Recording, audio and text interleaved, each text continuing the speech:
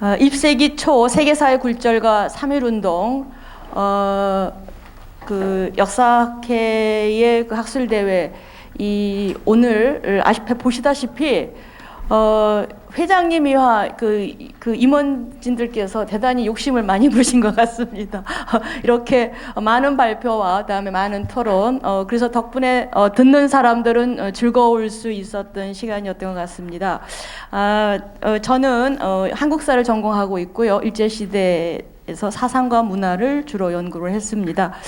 그리고 최근에는 한국역사연구회 3.1운동 100주년 기획위원회에서 같이 3년 동안 작업을 했고, 올해가 3.1운동 100주년이라서 상당히 여러 군데 행사도 많고, 개인적으로는 저도 뭐 대통령 직속 뭐라 하는 3.1운동 위원회에서 활동도 하고 있는데, 오늘 이 역사학회 발표를 7분의 발표와 또 6분의 토론이 이어지는 오늘 이 행사를 보면서 1919년 3.1운동에 대한 연구를 이렇게 한국사라고 하는 3.1운동의 그 사건을 이렇게 세계사적인 관점과 세계사적인 문제의식에서 이렇게 넓게 볼 수가 있겠구나라고 하는 점에서 오늘 학술대회가 가장 큰 의의가 있다고 생각이 듭니다.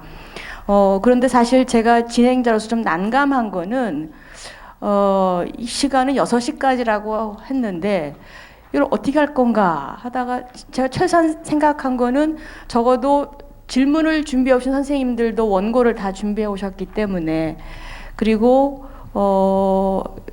1919년 세계는 어떠했을까 라고 하는 그 관심을 적어도 오늘 토론을 준비해 오신 분들에게는 발언의 기회를 드려야 될 것 같아서 10분 정도 각 기조발제와 관련된 부분 토론이 없으시더라고요. 약정 토론이. 그러나 마지막에 또 발언을 하실 기회를 제가 드리는 거로 하고요.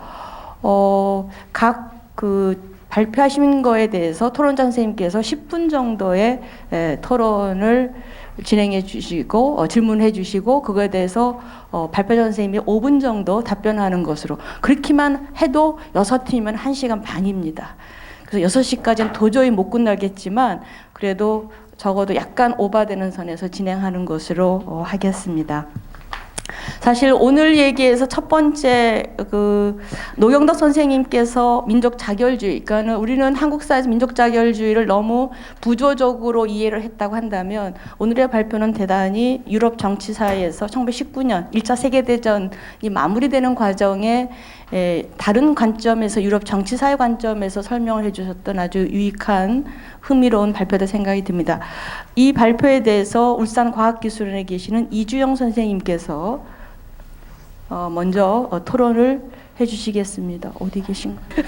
네, 안녕하십니까. 방금 소개받은 울산과학기술원의 이주영입니다. 개인적으로 역사학회 발표 토론장이 처음인데요. 저는 국사, 동양사, 서양사가 좀 더 교류를 많이 해야 된다고 생각하는 입장에서 굉장히 의미 있는 시간이었던 것 같습니다. 그리고 지금 오늘 제가 이제 토론을 맡은 노경덕 선생님의 논문 발표문도 사실 저 개인적인 연구자로서 입장에서도 굉장히 흥미로웠고요. 제 전공이 이제 미국 외교사인데요. 그러니까 미국 외교사가 이제 이전에 디플로매틱 히스토리, US Foreign Relations라고 불리다가 요즘에는 사실 필드 이름 자체가 US in the World로 바뀌면서 굉장히 월드의 상황을 중요시하거든요. 그러니까 이제 미국의 정책만 보는 게 아니라, 그런 점에서 사실은 윌슨, 그다음에 민족 자결주의 관련해서 월드에 대한, 그러니까 미국사 연구자로서 월드에 대한 이해를 증진시켜줬다는 점에서 굉장히 흥미롭고 유익한 논문이었습니다. 사실 민족 자결주의를 그냥 생각을 해봐도 사실은 이 당시가 제국의 시대였던 상황에서 민족 자결주의를 얘기를 한다는 게 굉장히 어떻게 보면 엄청난 파급력을 가진, 그래서 윌슨의 국무장관이었던 로버트 랜싱이 이 내셔널 셀프 디터미네이션이라는 게 다이나마이트 같은 거다라고 사실 얘기할 정도로 굉장히 엄청난 파급력을 가지고 있었던 거고, 사실 또 생각을 해보면 지금 노 선생님의 이 논문에서 잘 나오듯이 굉장히 복잡한 상황이었잖아요. 그래서 민족 자결을 원하는 입장에서도 굉장히 다양한, 식민지였거나 뭐 점령지였거나 제국의 일원이었거나, 그다음에 이제 이거를 얘기를 했던 제국도 굉장히 다양한 이해관계를 가지고 있었고, 그렇기 때문에 사실 굉장히 다양한 해석이 나오고 다양한 뭐 적용을 어떻게 해야 될 것인가라는 그 각자의 상황에 따라서 굉장히 주관적인 해석이 나오던 상황이었기 때문에 사실 굉장히 복잡한 문제라는 거죠. 그래서 뭐 그 발표문에 나왔듯이 뭐 현실주의적인, 이상주의적인 어떤 이런 간단한 프레임 가지고는 사실은 정확히 이해할 수 없는 그런 복잡한 문제였고, 그래서 사실은 기원에 대한 고찰이 굉장히 중요하지 않나. 어떻게 이런 굉장히 위험한 이야기가 처음에 나왔고, 어떤 맥락에서 어떤 목적을 가지고 어떤 다른 개념의 민족주의, 민족 자결주의 개념이 나왔고 서로 어떤 경쟁을 했는지, 그다음에 그게 이제 미국사적인 맥락, 유럽사적인 맥락, 뭐 식민지에서의 맥락, 뭐 또 어떤 다양한 행위자들이 나왔는지, 뭐 이런 문제들을 사실을 종합적으로 고려를 해야 이해를 할 수 있는 문제라고 생각이 되고요. 그래서 이제 기존 연구에서 사실 다양한 논의들이 있어 왔습니다. 거기 뭐 제가 간단히 정리는 했지만, 뭐 미국에서도 굉장히 많은 연구들이 되어 오고 있었고 왔고, 근데 거기에다가 사실 이게 이제 윌슨, 그러니까 미국에서 이제 윌슨 중심으로 해서 굉장히 많은 연구를 해왔지만, 사실 이게 또 윌슨이 처음 주장했던 것도 아니고, 뭐 레닌이 강조했던 거, 사실 근데 또 레닌 이전부터 논의가 있었고, 그게 굉장히 유럽의 1차 대전이라는 맥락과 겹쳐 있으면서 굉장히 복잡했던 문제였던 거죠. 그래서 저희가 이 접근할 때 굉장히 다양한 맥락에서 고찰이 가능한데, 실제 평가도 많이 변해 왔습니다. 당시에 뭐 평화주의자부터 전쟁광이라는 평가, 그 당시에 그 다음에 이제 제국주의를 종식시키는 새로운 외교였다라는 것부터 뭐 다이너마이트였다라는 굉장히 상반된 평가. 그 다음에 이제 전후의 역사가들이 전후 이제 초기에는 이제 굉장히 좀 긍정적인 평가를 많이 하다가 최근에 또 어떤 부정적인 얘기도 많이 나오고 있고, 근데 사실 아주 최근에 보면 어쨌든 이게 그렇게 단순한 문제가 아니다, 굉장히 복잡한 문제다라고 하면서 어떤 이상주의, 현실주의라는 프레임 이분법을 좀 극복을 해보자라는 흐름, 아니면 윌슨을 좀 극복을 해보자, 아니면 좀 더 큰 맥락, 그 당시 맥락보다 미국의 어떤 외교의 변화라는 큰 20세기의 외교 변화라는 큰 흐름에서 보자라는 흐름, 아니면 미국 중심을 좀 벗어나자라는 흐름까지. 사실 이제 이 발표문은 사실 윌슨을 극복해 보자, 뭐 미국 중심을 극복해 보자라는 흐름과 맞닿아 있는 논문이기 때문에 사실은 최근의 흐름과 잘 연결이 되기도 하고, 그래서 굉장히 중요한 의미를 가진다고 생각을 합니다. 그래서 간단히 발표자의 논문을 정리를 좀 해보면, 아까 설명을 너무 잘 해주셨지만 기존의 어떤 미국 정치나 외교 맥락을 넘어서 국제적인 맥락, 유럽 정치 지평의 맥락에서 이제 다양한 담론들의 경쟁 과정을 보여주었다는 점에서 의미가 있고요. 그리고 이런 새로운 맥락화를 위해서 저자는 기원을 추적을 했는데, 사실 이 부분이 저는 굉장히 흥미로웠습니다. 그러니까 이제 윌슨 이전에 뭐 레닌이 얘기했다 정도는 많이 알려져 있지만, 더 구체적인 기원들, 그리고 그 회담에서 나왔던 여러 가지 그 구체적인 논의들, 또 로자와 레닌 사이의 논쟁들, 이런 것들이 굉장히 이제 민족 자결주의를 좀 제대로 이해하는 데 도움이 많이 됐고요. 그래서 민족 자결주의와 관련해서 결국 중요하게 고찰해야 되는 부분이 이해관계가 다른 다양한 행위자들이 다양한 의미와 강조점을 가지고 서로 경쟁했다는 과정이었다라는 점을 보여준 점이 가장 의미가 있다고 생각을 합니다. 미국사 맥락에서 단순하게 윌슨에 초점을 맞춰서 현실주의, 이상주의로 대립을 이제 러프하게 보면 했지만 또 사실은 이제 지금 이 구분을 좀 벗어나려는 흐름이 최근에 이제 나오고 있고, 저 개인적으로도 꼭 윌슨뿐만 아니라 이제 미국의 외교의 어떤 이제 이 해석들을 보면 현실주의적, 이상주의적 구분을 많이 하거든요. 뭐 그 뒤에 FDR도 그렇고, 뭐 저기 뭐 카터에 관해서도 그렇고. 근데 저는 개인적으로는 사실은 현실주의, 이상주의를 그렇게 이분법적으로 구분하는 거가 굉장히 쉽지가 않고, 사실 그렇게 그 틀로 보는 게 문제가 있다고 생각을 하는데, 역시 이 경우도 이제 해당이 된다고 생각을 합니다. 근데 이제 또 넓은 맥락에서 보면 결국 국제 질서의 다이내믹한 변화 속에서 자신의 이익을 극대화하기 위해서, 또 자신에게 유리한 국제 질서 형성을 위해서 다양한 행위자들이 경쟁했다는 점.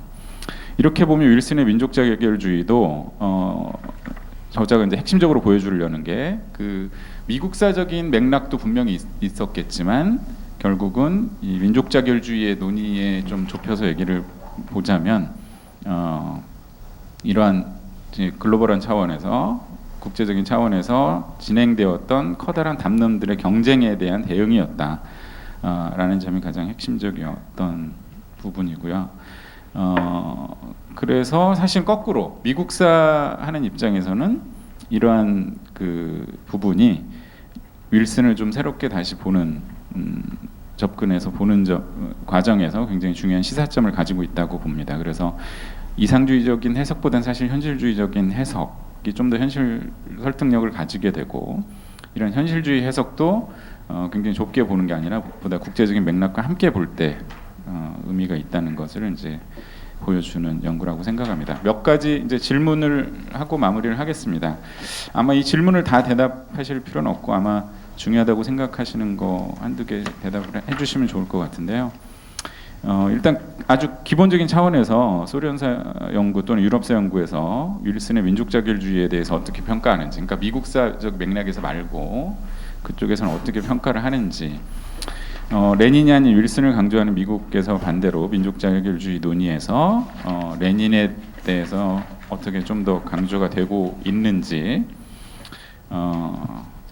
그런 부분이 기본적으로 좀 단순한 게 궁금한 부분이고요. 그다음에 이제 오스트리아 헝가리 제국, 이게 논문 중간에 오스트리아 헝가리 제국, 독일 제국 외교관들이 민족 자결주의를 강조했던 게 이제 러시아 제국의 어떤 해체, 소비에트의 해체를 이제 목적으로 했다고 하는데, 그렇다면 거꾸로 소련 입장에서 사실은 이게 굉장히 리스크를 가지는 건데, 이런 것을, 이 리스크에 대해서 알고 있었을 테고, 근데 이제 아까 이제 오스트리아 헝가리 제국은 나름 자기네도 리스크가 있었지만 그거를 나름대로 해결할 수 있는 방안이 있다고 생각을 해서 이제 이게 상대방에 대한 공격이라고 생각을 해서 한 건데, 소련 쪽에서는 이 리스크에 대해서 어떻게 생각을 하고 어떻게 이거를 극복할 수 있다고 생각을 했을까라는 게 좀 궁금해졌고요. 다음으로는 이제 발표자가 설명한 유럽 기원과 맥락을 보면 윌슨의 민족 자결주의를 당시에 보다 큰 흐름의 일부로 볼 수 있는데, 게다가 이 시기에 민족주의자들이 더 선호할 보다 보편적인 개념의 민족 자결주의를 강조했던 것이 윌슨이 아니라 레닌이었는데, 그럼에도 불구하고 18년 전후에 윌슨의 순간에 윌슨의 민족 자결주의는 기대하지 않았던 커다란 영향력을 발휘하게 되죠. 근데 발표자가 제시하는 국제적인 맥락에서 보면 이러한 윌슨의 민족 자결주의의 영향이 그러니까 실질적으로는 사실 뭐 레닌하고 예를 들어 둘만 비교를 해도 레닌이 좀 더 어필할 수 있었는데, 왜 윌슨이 더 어필을 했는지, 이건 사실은 뭐 미국사 쪽에서는 그 미국의 파워 내지 뭐 윌슨의 파워, 영향력, 그다음에 구체적으로 미국의 커뮤니케이션 능력, 뭐 이런 걸 얘기를 하는데, 여기에 동의를 하시는지, 아니면 이거 외에 다른 어떤 요인들이 또 유럽적 맥락을 고려를 하면 다른 어떤 통찰력을 제공할 수 있을까라는 질문이 있고요. 유럽 맥락에서 볼 때 윌슨의 민족 자결주의에 대해서 어떻게 재평가를 할 수 있는지, 발표문 마지막에 윌슨의 민족 자결주의가 가진 한계를 지적하고 있는데, 이런 관점이 미국 내 윌슨의 외교에 관한 논의에 거꾸로 어떤 인사이트를 줄 수 있는지 좀 궁금합니다. 네, 시간이 지나서 여기까지 하겠습니다. 질문도 굉장히 다양하게 해주셨는데요. 5분 내에 모든 것을 답변할 수는 없을 것 같고요. 그냥 가능한 어쨌든 시간을 지키는 게 지금부터 중요할 것 같아서 네, 가능한 부분만 일단 말씀을 드리려고 합니다. 일단은 이제 미국사 말고 소련 연구나 아니면 유럽에서 민족 자결주의를 어떻게 보고 있는지 일단은 결론부터 간단히 말씀드리면 연구 자체가 많지 않습니다.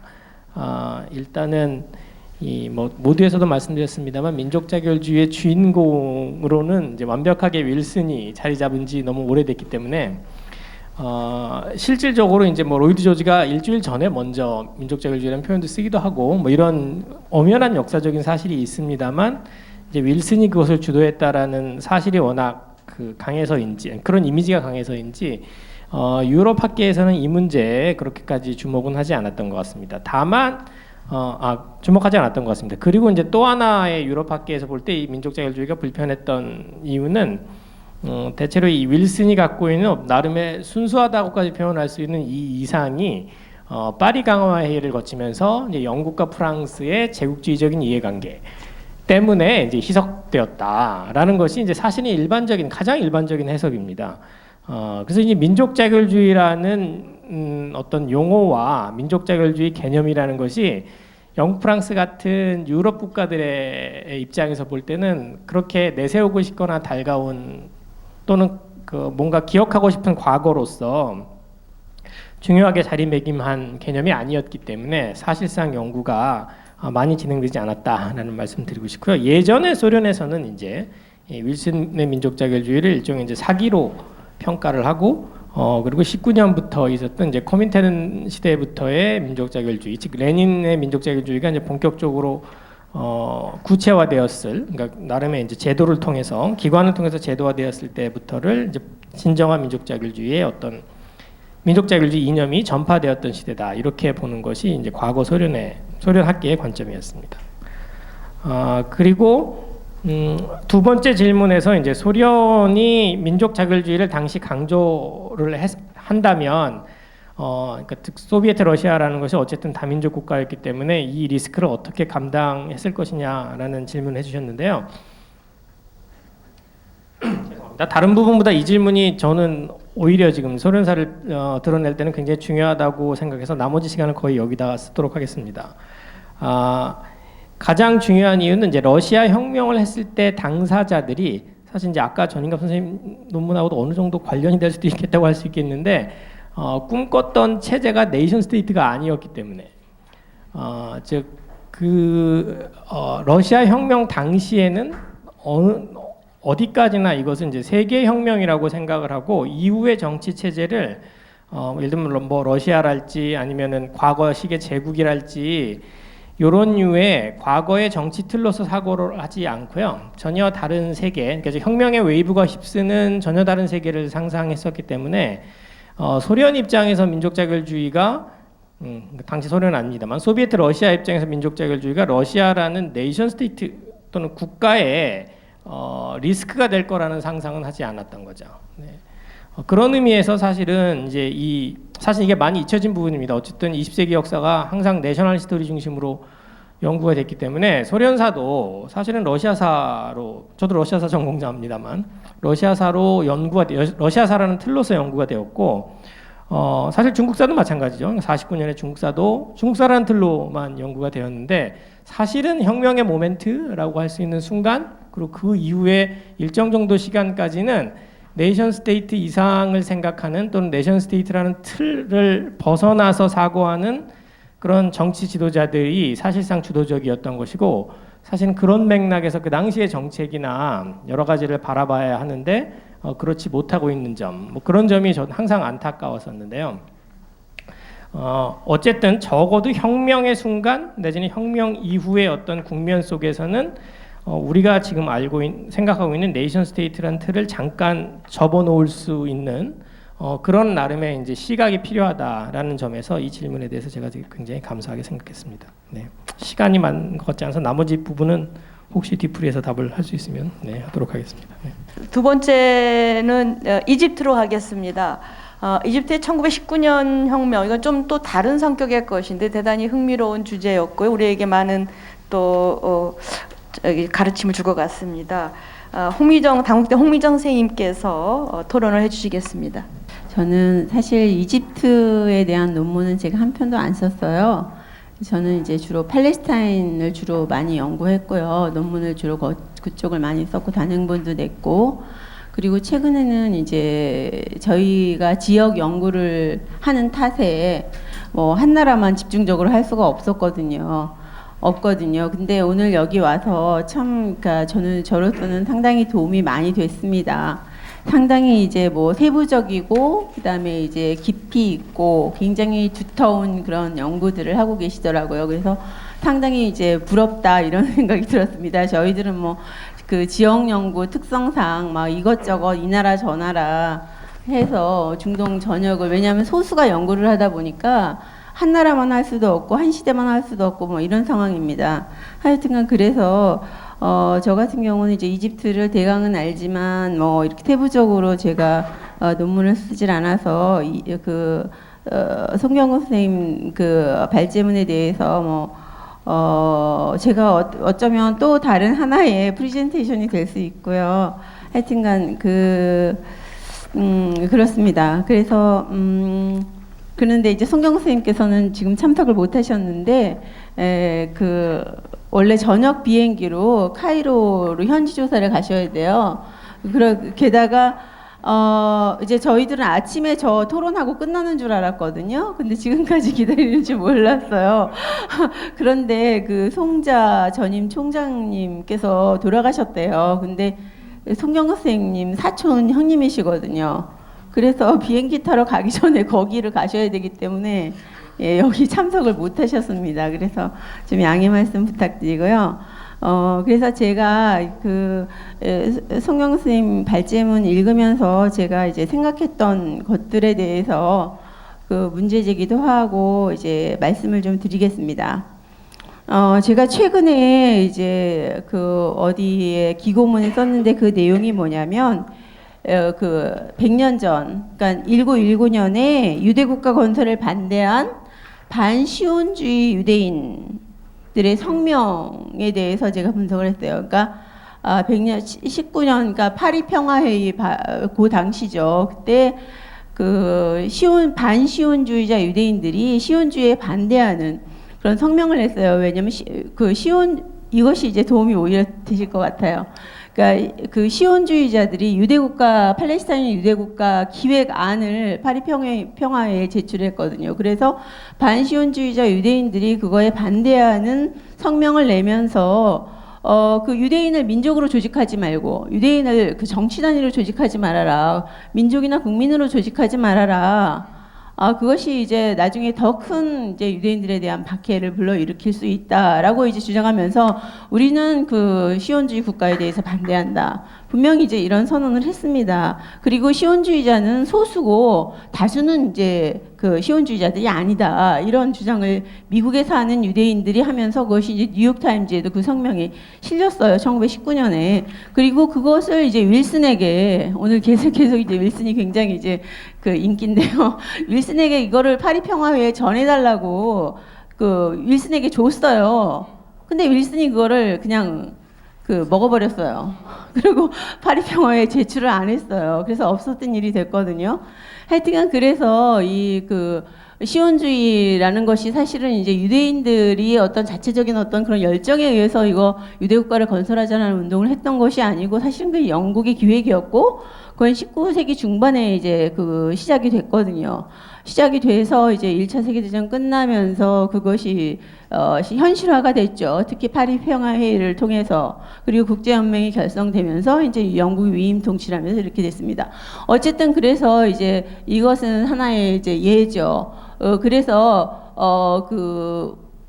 앞선 선생님들께서 계속 민족 자결주의 말씀을 하셨는데 사실 이제 중동에서는 사실 이제 이 민족 자결주의라는 말이 사용이 될 수가 없는 것 같아요. 현대 국가들이 민족의 어떤 주체적인 그 역량이나 어떤 그런 의지에 의해서 형성된 것이 아니라 지금 사우디도 마찬가지고 다른 아랍 국가들도 마찬가지고 이집트도 마찬가지거든요. 이집트에 지금 이제 알리 왕조에 대해서 지금 계속 발제를 하시면서 말씀을 하셨잖아요. 1805년에 세워져서 1956년 네 이제 52년에 혁명으로 이제 붕괴될 때까지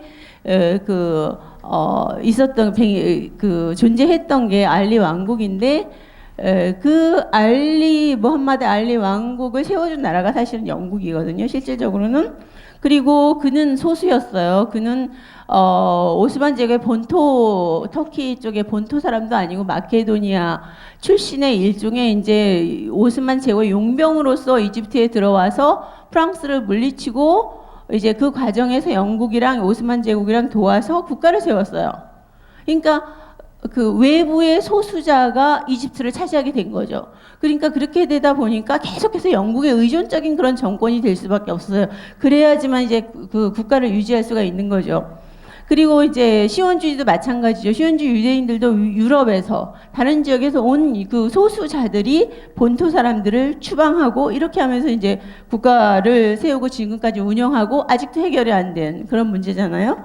그리고 이제 그 사우디도 마찬가지예요. 사우디도 이제 그들이 원래 그 19세기 말에 그 피난민이었거든요. 쿠웨이트에서 피난민이었는데 영국이 도와서 와하비즘이라는 그런 그 종교 이데올로기를 통해서 사실 와하비즘은 오스만 제국의 어떤 그 수피들을 겨냥한 거였어요. 표적. 수피와 다수의 순위들을 겨냥한 거였거든요. 그들을 이제 잘못된 신앙을 하고 있는 사람들로 몰아붙이면서 사우디를 건국하는 그런 이데올로기로 작동을 했고, 시온주의는 이제 유대 국가를 세우는 이데올로기, 아랍 민족주의 같은 경우도 무슨 아랍인들이 한 것이 아니고 사실은 이게 아랍인임을 추동한 그 세력이 영국이에요. 위대한 무함마드의 후손인 너희 아랍인들이 어떻게 저렇게 야만적인 투르크인들의 통치를 받을 수 있느냐. 너희가 우리와 연합을 해서 메카 메디나에서 오스만 제국을 군대를 이제 몰아낸다면 이 땅에게 이제 아랍 국가를 건설시켜 주겠다. 이런 식으로 해서 어떤 그런 그 지금 현재 이집트를 포함해서 혁명이 일어나기 전에 이집트를 포함해서 이런 국가들의 어떤 민족 국가 내셔널리즘이라고 할 수 있는지 모르겠지만 하여튼간 이것들을 작동시킨 추동한 그런 세력은 영국이었고, 그리고 그 땅에서의 어떤 다수 기득권을 장악한 그 다수자에게 통치권을 준 것이 아니라 외부에서 데려다 줬다는 거죠. 그래서 메카 메디나를 통치하던 자들에게는 요르단하고 이라크, 그 다음에 이제 리야드 지역, 그쪽 지역에서 쫓겨나서 쿠웨이트에서 피난 생활을 하던 그들에게 사우디, 그 다음에 이제 외부에서 유럽에서 데려다가 유대인의 팔레스타인, 그 다음에 이제 마케도니아 사람 장군 데려다가 이집트 통치하게 만들고, 이렇게 해서 이제 그 오스만 제국을 해체시키는 데에서 민족주의라고 할 수 있을지 모르겠어요. 어쨌든 그거를 활용을 해서 이제 현대 국가를 건설하게 됐다. 그래서 여기서는 이제 민족 자결주의라는 그런 그 용어는 사실 이제 중동이랑은 사실 맞지 않는, 현실하고는 맞지 않는 개념이 아닌가, 그런 생각이 듭니다. 그리고 제가 간단하게 얘기할게요. 앞에서 너무 시간을 많이 써먹어서. 괜찮습니까? 저기 선생님이 안 계셔서 홍보를 또 쓰실 수 있어요. 예, 하여튼간 그래서요.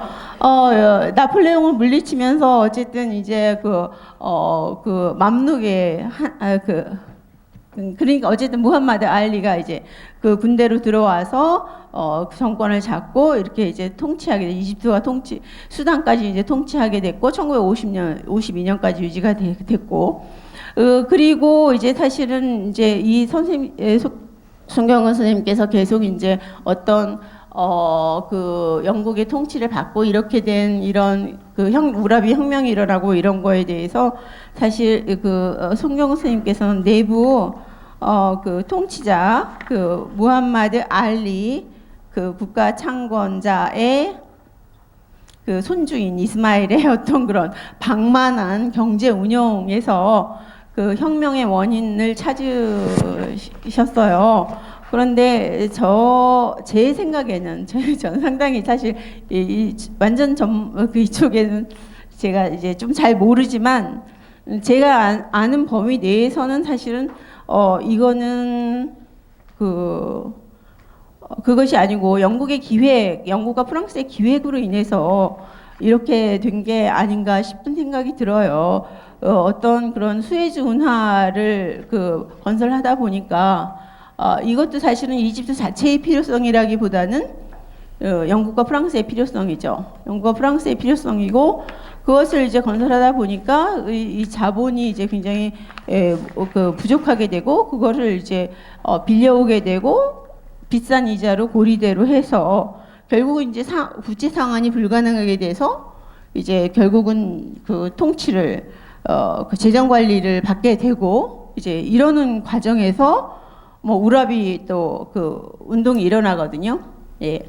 우라비 반란이 일어납니다. 그래서 여기서 우라비가 내각을 구성하고 의회를 뭐 구성하고 이런 식으로 해서 민주적인 그런 개혁을 통치하고 캐디부를 없애자는 게 아니라 이제 권력을 제한을 해서 입헌군주제를 하면서 뭐 이렇게 하자라고 얘기를 하게 됐어요. 그래서 재정 파탄난 책임을 이제 송영 선생님께서 가시기 전에 저한테 대답을 해주셨어요. 그 우라비의 그럼에도 불구하고 이스마일의 어떤 방만한 재정 운영이다. 그리고 수에즈 운하 자금도 그 중에 이제 일부로 들어간다 이렇게 얘기를 하셨어요. 그래서 메인은 그게 아니다 이렇게 저한테 말씀을 하고 가셨고요. 그래서 어쨌든 이거를 보면은 우라비 혁명 여기서 이제 중요한 그 사실이 우라비하고 자말 알딘 알 아프가니라고 해서 아까 송영 선생님께서 발제를 하셨는데요. 자말 알딘 알 아프가니가 최초의 이슬라미스트다 이제 일반적으로 그렇게 말하거든요. 이슬람주의자다, 범이슬람주의자다. 19세기 말에 그런데 이제 이 그 우라비하고 자말알딘 아프가니하고 사실은 이제 동맹을 맺어요. 우라비는 세속주의자잖아요. 근데 자말알딘 아프가니는 이제 이슬람주의자예요. 근데 보통 사람들이 송영 선생님께서도 그렇게 약간 이제 그런 뉘앙스로 발제를 하신 것 같은데 이슬람주의하고 서구주의하고는 어떤 그 대립하는 그런 쪽으로 이제 그 말씀을 하시는 사람들이 많아요. 서구를 반대하는 것이 아니고 사실은 이제 제국주의를 반대하는 것이죠. 저는 이제 이렇게 생각을 하고요. 오히려 이것이 이제 적극적인 이제 서구명 저는 제가 아는 한도 내에서는 자말알딘 아프가니는 최초의 이슬람주의자인데 그의 사상을 분석해 봤을 때는 우라비의 의견하고 다르지 않다.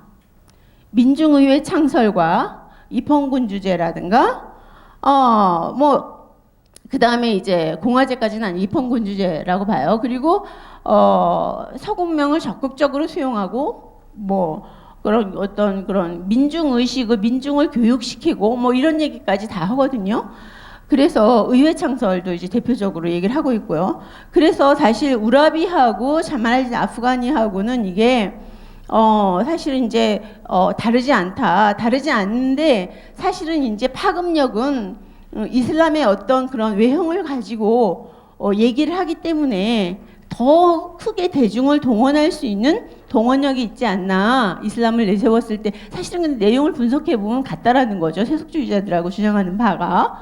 그래서 영국은 이 자말알딘 우라비 혁명이 일어났을 때 자말알딘 아프가니를 쫓아냈어요. 그래서 어디로 추방했냐면 인도로 추방했어요. 근데 인도에서 또 추방당해서 프랑스로 갔거든요. 왜냐면 이 사람이 자꾸 이제 의회 뭐 그 설립이라든가 민중운동 이런 것들을 하는 게 두려웠어요. 이슬람이 두려웠던 게 아니라 영국은 자말알딘 아프가니를 추방한 이유가 이슬람주의자이기 때문에 서구에 반대했기 때문에 이것이 아니고 오히려 영국이 원하는 바로 그 입헌군주제, 민주적인 개혁 이것들을 이제 그 추진하는 그런 내용의 개혁을 그 요구하고 사람들을 동원하기 때문에 바로 저는 이제 추방을 해버렸다 이렇게 생각을 합니다. 그래서 이슬람하고 이런 어떤 그런 그 근대 문명하고 무슨 이제 다른 점이 아니고 그 사마라지나 아프가니 같은 경우는 제가 솔직하게 말씀을 드린다면 오히려 이슬람을 어떤 통합을 위한 수단으로 대중 통합을 위한 수단으로 사용한 거 아닌가. 왜? 그 이슬람주의라고 할 때 이것이 무슨 과거의 어떤 전통을 내세워서 그 전통으로 돌아가자. 라는 것이 아니라는 거죠. 어쨌든 예 그렇습니다. 그리고 마지막으로 한 개만 더 말씀드릴게요. 그다음에 이제 선생님께서도 맨 마지막 쪽에 이제 하나 얘기를 하신 게 와후드당이 이제 1919년에 혁명을 주도했고 그다음에 대중들을 통합했으며 그다음에 이제 그 왕권과 같이 협력해서 정권을 장악해서 수구 세력이 됐다. 그래서 대중의 지지를 잃게 됐다. 그런데 그거를 대체한 것이 무슬림 형제단이다. 이렇게 말씀을 하시거든요. 근데 그러면서 이제 이 무슬림 형제단은 굉장히 이제 서구화에 역시 이제 영국에게 반대하고 서구화에 반대했으며 오늘날까지 이슬람주의자들이 있잖아요. 예, 오늘날까지 이슬람주의자들이 각 국가마다 이제 무슬림 형제단의 브랜치가 각 국가마다 있어요. 지금도 다른 이름으로. 예를 들자면 이제 그 사우디의 알 이슬라흐라든가 그다음에 요르단의 이슬라믹 액션 프론트, 팔레스타인 하마스, 그다음에 이집트의 무슬림 형제단 이렇게 그 각 국가마다 다 다른 이름으로 갖고 있는 국제 형제단 조직이에요, 이게. 근데 이것을 만든 사람이 1928년 하산 알 반나입니다. 근데 이 하산 알 반나가 무슬림 형제단을 만들면서 와프드당을 대체했다 이렇게 말씀을 하시거든요. 그러면서 그들이 이제 어떤 그 서구 영국에 반대했고 막 이렇게 말씀을 하시고 일반적으로 이제 그렇게 알려져 있는데 근데 제가 알기로는 사실은 무슬림 조직을 만들려면은 가장 중요한 게 뭐죠? 돈이 있어야 되잖아요. 사우디, 요르단 뭐 이런 나라들 다 건설할 때 무기, 돈 다 영국에서 나왔거든요. 그게 무기, 돈 다 영국에서 나왔습니다. 근데 무슬림 형제단을 조직할 때 그 시드 머니를 누가 줬느냐? 영국이 줬어요. 500만 파운드라고 하더라고요. 영국이 줘서 500만 파운드를 줘서 하산 알 반나가 그 무슬림 형제단을 건설했고 오늘날까지 그것이 이제 힘을 발휘한다. 예, 하여튼 그래서 이게 이제 뭐 그렇게 그 상당히 이제 다양한 논의들이 있다라는 걸 말씀드리고 싶고 무슬림 형제단이 그렇게 그 서양에 완전히 무슨 그 반대해서 그 주체적으로 그 세워졌다기보다는 어떤 그런 서양의 그 영국의 후원에 의해서 처음에 이제 시작을 했고 지금도 사실은 이제 무슬림 형제단이 사우디에서 사우디가 금지했어요. 왜냐하면 반대파기 때문에. 이집트가 금지했어요. 반대파기 때문에. 바레인이 금지했어요. 반대파기 때문에. 그리고 UAE가 금지했어요. 반대파기 때문에. 이스라엘이 하마스를 테러 집단으로 박았어요. 그러나 미국에서는 무슬림 형제단이 활동을 하고 있습니다. 하여튼간 그래서 이것이 그럼 왜 그 영국이 후원을 했을까? 그런 반대파들을 와프드당을 이제 그동안 지지했었는데 그 지지를 이제 취소하면서 저는 이제 그것은 또 다른 이제 그 무슬림 형제단을 지원한 이유에 대해서는 아마도 그것은 영국의 디바이드 앤 룰의 정책으로서 누구든지 절대적인 패권자가 되는 것을 원치 않았기 때문에 또 다른 하나의 세력을 세운 거다. 저는 이렇게 생각하고 있습니다. 네, 감사합니다, 홍 선생님. 박고병 선생님 그 발표에 대해서 서울대학교 계신 김윤경 선생님께서 토론해 주시겠습니다. 아까 서울대라고 그러셨는데 지금 이제 한국외대 중남미 연구소로 소속이 바뀌었어요. 그 사이에 김윤경이라고 합니다. 제가 박구병 선생님 발표 때마다 거의 늘 이제 토론자로 이렇게 나오게 되는데요. 아무튼 박구병 선생님이 여러 주제를 연구해 주셔서 덕분에 저도 이제 공부를 많이 하게 됩니다. 근데 이번에 그 발표하신 그 발표문을 보고 굉장히 좀 반가웠어요. 반갑고 굉장히 흥미로웠습니다. 그러니까 멕시코 혁명에 관한 논문이라서 사실 제가 이제 석사 논문을 이쪽으로 썼고 그래서 어떤 면에서 굉장히 좀 편하게 그리고 좀 그 익숙하게 글을 읽고 굉장히 또 탈식민 운동으로서의 멕시코 혁명이라고 해서 굉장히 흥미롭다는 생각을 가지고 이제 흥미롭게 또 읽었습니다. 그래서 제가 그 토론문을 굉장히 이제 짧게 정리해 가지고 왔어요. 워낙 그 이런 학회에 오면 그 시간을 충분히 주지 않더라고요. 그래서 그냥 질문할 것만 딱 이제 준비해서 이제 오늘 이 토론문을 간단히 읽도록 하겠습니다.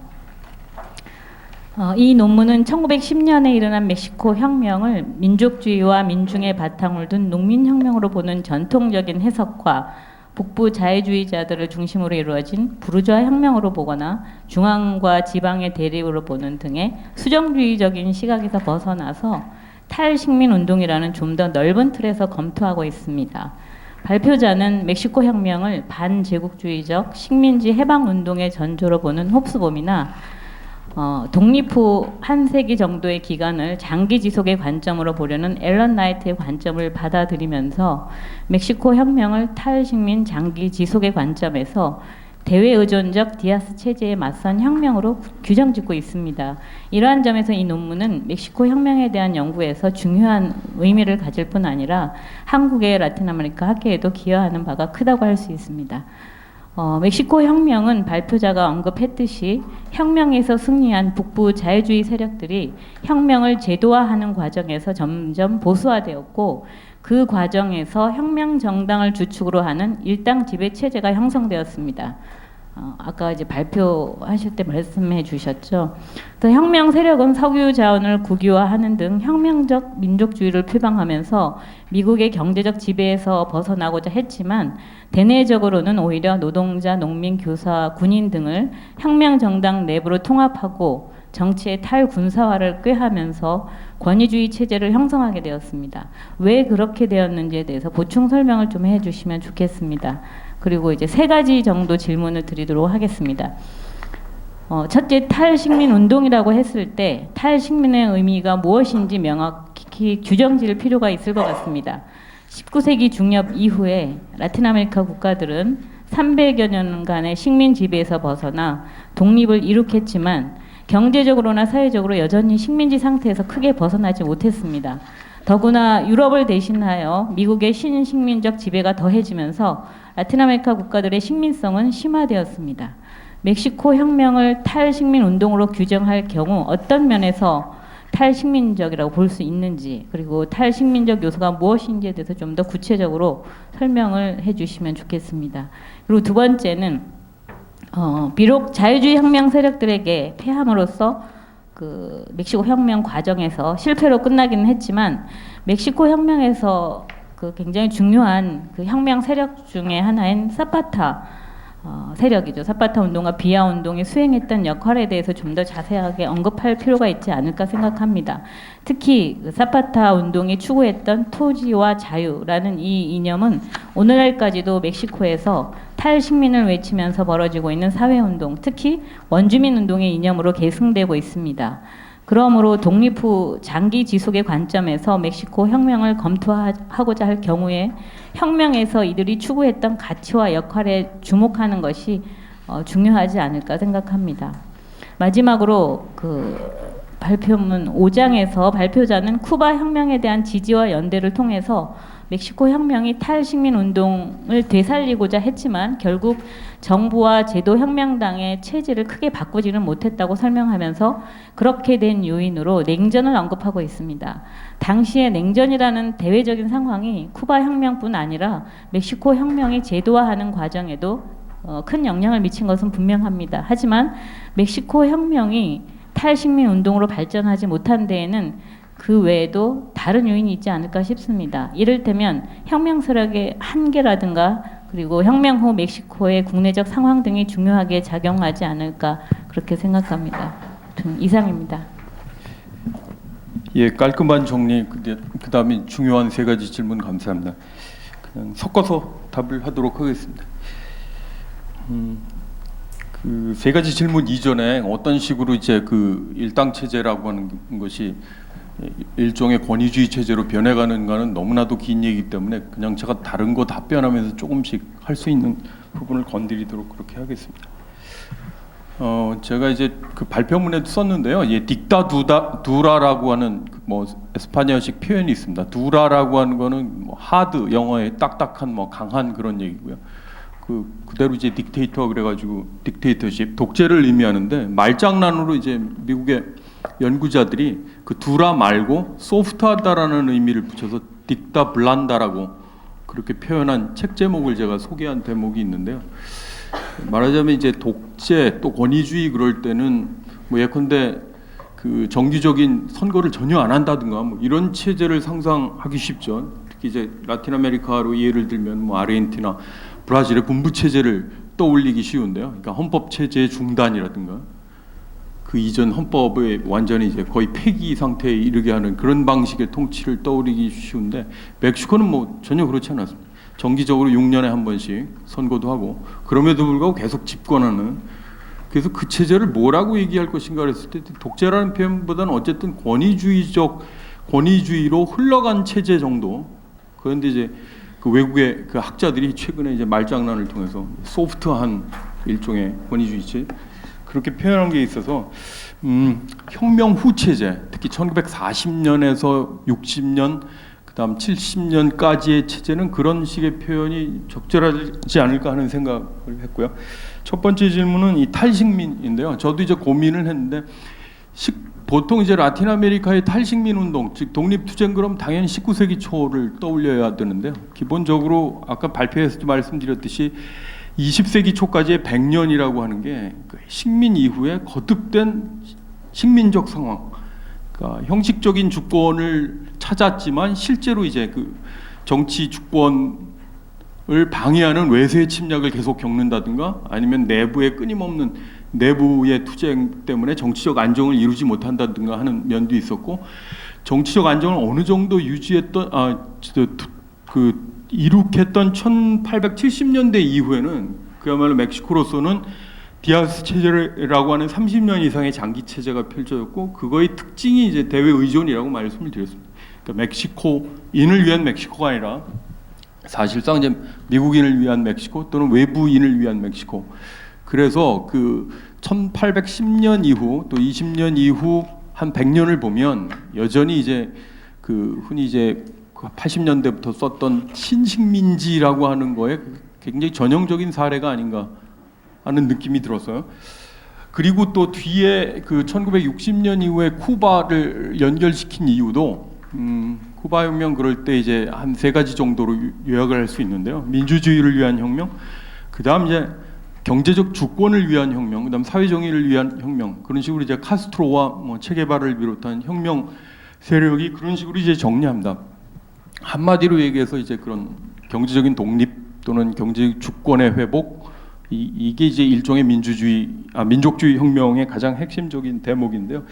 이런 요소들을 멕시코에 적용할 수 있지 않을까 하는 생각을 그런 의미에서 해봤습니다. 그래서 아까 이제 그 멕시코의 석유 자원의 국유화도 1938년 요때 말씀드렸는데요. 당시 이제 사람들이 물론 이제 수사와 구호의 차원이라고 생각합니다만 그 라사로 카르데란스라는 대통령을 1910년대에 이제 독립 영웅인 미겔 이달고라는 인물이 있는데 이 인물에 이제 견주어서 표현을 한다든가 하는 그런 것들을 제 글에서는 좀 더 뭐 과장 또는 침소봉대 한번 해봤습니다. 그래서 탈식민 그럴 때는 경제적인 의존성 또는 경제적인 뭐랄까 그 비독립적인 상태 그런 것에서 이제 탈피하려는 노력 그랬고요. 특히 이제 쿠바 혁명을 통해서 그런 어떤 멕시코의 그런 성격들을 환기시키는 대목이 중요하지 않나 저는 그렇게 생각을 해보았습니다.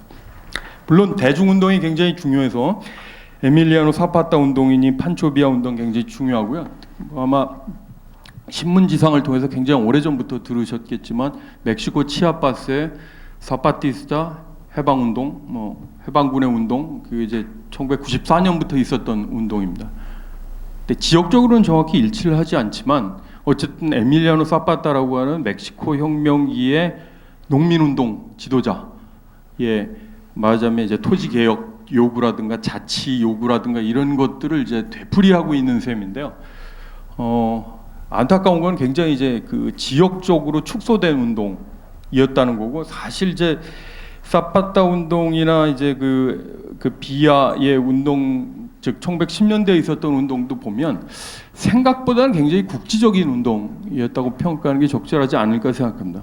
오히려 1920년대 혁명 후 체제가 등장하면서 그 사람들을 이제 자기들의 정권의 뭐 일종의 정당성을 뒷받침하는 기제로 활용하는 일종의 국가적인 프로젝트 때문에 이 민중운동 세력이 굉장히 더 그 의미를 크게 부여받지 않았나 하는 생각이 있고요. 물론 사실 이제 더 중요한 것은 이른바 그 원주민의 관점이라든가 탈식민 사회운동 그러면 이건 100년이 아니라 거의 500년의 장기 지속 뭐 이렇게 얘기하는 경향도 있는데, 그런 각도에서의 그 예컨대 문제 제기와 이 주제에 대한 접근이 대단히 중요하다고 생각합니다만, 어떤 방식으로 구현할지는 정말 고민이 되는 것 같습니다. 그래서 그거는 향후 숙제로 좀 남겨둬야 될 것 같고요. 마지막에 냉전의 규정성이 굉장히 물론 큽니다. 근데 이제 내부로 보면은 그게 1943년 이후로부터 그 길게 끌면은 1940년에 끝났다고 생각하는 멕시코 혁명에 대한 내부의 비판이 이제 등장을 한 바 있고, 그래서 냉전 이전에 물론 이제 그 어떤 국내에서의 혁명의 변질이랄까 이거에 대한 비판이 분명히 존재했다라고 하는 건 충분히 동의할 수 있고요. 이제 1960년 정도 되면은 워낙에 이제 그 미국의 규정이 강해서 아까 얘기했던 그 라사로 카르데나스라는 대통령이 뭔가 쿠바 혁명을 통해서 멕시코 혁명의 퇴색된 측면을 되살려보려는 이제 마지막 거의 불꽃에 해당하는 활동이 있는데, 그 자체 역시 이제 쿠바와 미국이 직접적으로 대립하는 1960년 4월 이후부터는 61년 초부터 그때는 완전히 이제 가능성이 이제 줄어든 게 아닌가 하는 생각이 있어서 그 냉전의 규정성을 좀 더 강조해 보았습니다. 네, 감사합니다. 옛날의 얘기지만 사실은 현대까지 진행될 수밖에 없는 혁명의 문제인 것 같습니다. 그러면 다음 진행은 이제 아시아로 넘어오겠습니다. 동아시아 국민국가 패러다임 생성 진화의 동시성에 대해서 교원대 이병인 선생님께서 토론해 주시겠습니다. 저희 이뭐 전혜갑 선생님 글은 지금 뭐 발표를 들으셔서 잘 아시겠지만 뭐 이렇게 세부적인 내용보다 이제 전혜갑 선생님 평상시 이제 고민해 왔었던 그걸 이제 아주 큰 포괄적인 틀에서 이제 해석을 한 거였었고, 이제 그걸 간단하게 줄인다면은 뭐 그 전에 이제 문명 제국이라고 하는, 우리가 이제 흔히 중화 제국이라고도 이제 볼 수가 있는 거죠. 중화 제국, 문명 제국 이렇게 이제 말씀을 하셨는데, 그것이 이제 붕괴되어져 가는 과정에서 이제 국민국가 패러다임을 받아들이기 시작을 했다. 근데 이제 최초의 모델은 소위 이제 그 서구식 모델을 그대로 받아들였던 거고, 그게 국민국가 패러다임의 생성이었었고 확산되고, 그다음에 이제 진화의 과정은 그걸 받아들이는 과정에서 중국적 가치관을 이제 그 패러다임을 받아들이고 난 다음에 경제 성장이라든가 국력의 성장이 서서히 드러나기 시작을 하면서 자신감을 바탕으로 해서 국민적 그 국민국가 패러다임을 약간 바꾸기 시작을 했다. 그게 이제 중국적 진화의 과정으로 이제 이야기를 하신 거죠. 그다음에 이제 맨 마지막 장 제목이 뭐였나요? 그게 이제 그 맨 마지막 장이 이제 현대 제국으로 들어오면서 이제 진화의 단계를 넘어가지고 이제 보편적 확장. 이거는 뭐 자신감의 표현일 수도 있고 이제 제국의 표현일 수도 있는 거죠. 이런 식으로 이제 내용을 구성하고 계십니다. 그래서 세부적인 내용은 뭐 생각이 이제 다르신 분들도 있을 수 있고 뭐 여러 가지 있는데, 어쨌든 간에 많은 논쟁거리를 이제 포괄하고 있기 때문에 이제 그런 측면에서 이 논문이 상당히 우리가 생각할 거리, 그다음에 같이 토론할 거리가 이제 많은 게 아닌가 이제 생각을 합니다. 그런 점에서 굉장히 의미가 있다라고 생각을 하고요. 이제 방금 말씀드렸던 그 중화제국의 몰락, 국민국가 패러다임 생성, 그다음에 진화, 확장이라고 하는 이제 그 맥락에 그대로 맞춰가지고 이제 질문을 하도록 하겠습니다. 그래서 저도 이게 또 괜히 너무 뜬금없이 큰 얘기로 가면은 조금 이렇게 부담스러우니까 가능하면 이제 그렇게 안 갔으면 좋은 생각도 있는데요. 하나는 이제 보편적인 언어로 우리가 이게 지금 제가 어떻게 보면은 세계사적인 맥락에서 3.1 운동을 본다 그랬을 때 1919년 이후에 세계사적인 맥락에서 과연 도대체 무슨 일이 벌어지고 있었느냐. 근데 이제 그 전 단계에서도 똑같이 바라본다면 중화 제국, 문명 제국이라고 했을 때 이 제국은 세계사적인 의미에서 공통성과 차이점은 없는가? 만약에 이제 그렇다고 한다면 우리가 흔히 얘기하는 지금 그 중화 제국, 문명 제국이라고 하는 말을 붙였는데 중국이 그 주변에서 지속돼 왔던 기간도 워낙 길고 그다음에 문화도 주변 국가에 대해서 어떠한 뭐 문명적으로도 굉장히 우월한 것을 표방했기 때문에 더 이게 쉽게 먹혀 들어갈 수도 있는데요. 한편으로 역사적으로 다른 시대, 다른 지역에서 발생했었던 제국과 비교했을 때 다른 제국은 그런 문명성, 그다음에 그 주변 세계에 대한 문화권에 대한 표준성을 갖고 있지 않았는가.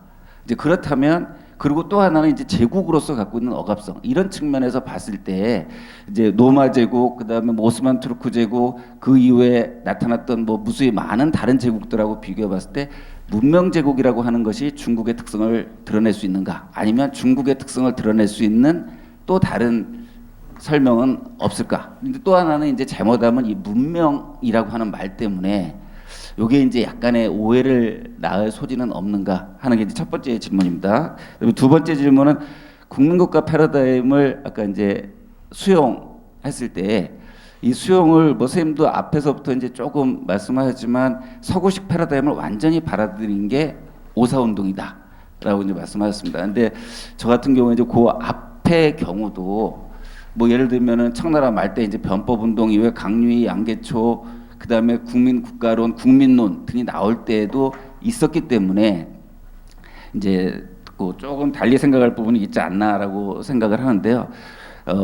아까 진화 부분하고 관련돼서 뭐 간단하게 이제 말씀드리면 그겁니다. 선생님은 지금 자신감과 그다음에 국력의 성장 이런 것들이 붙어나면서 중국 전통 문화에 대한 자부심이 생겨나고 그걸 갖다가 발양하는 새로운 중국 문화의 창출로 진화하기 시작을 했다.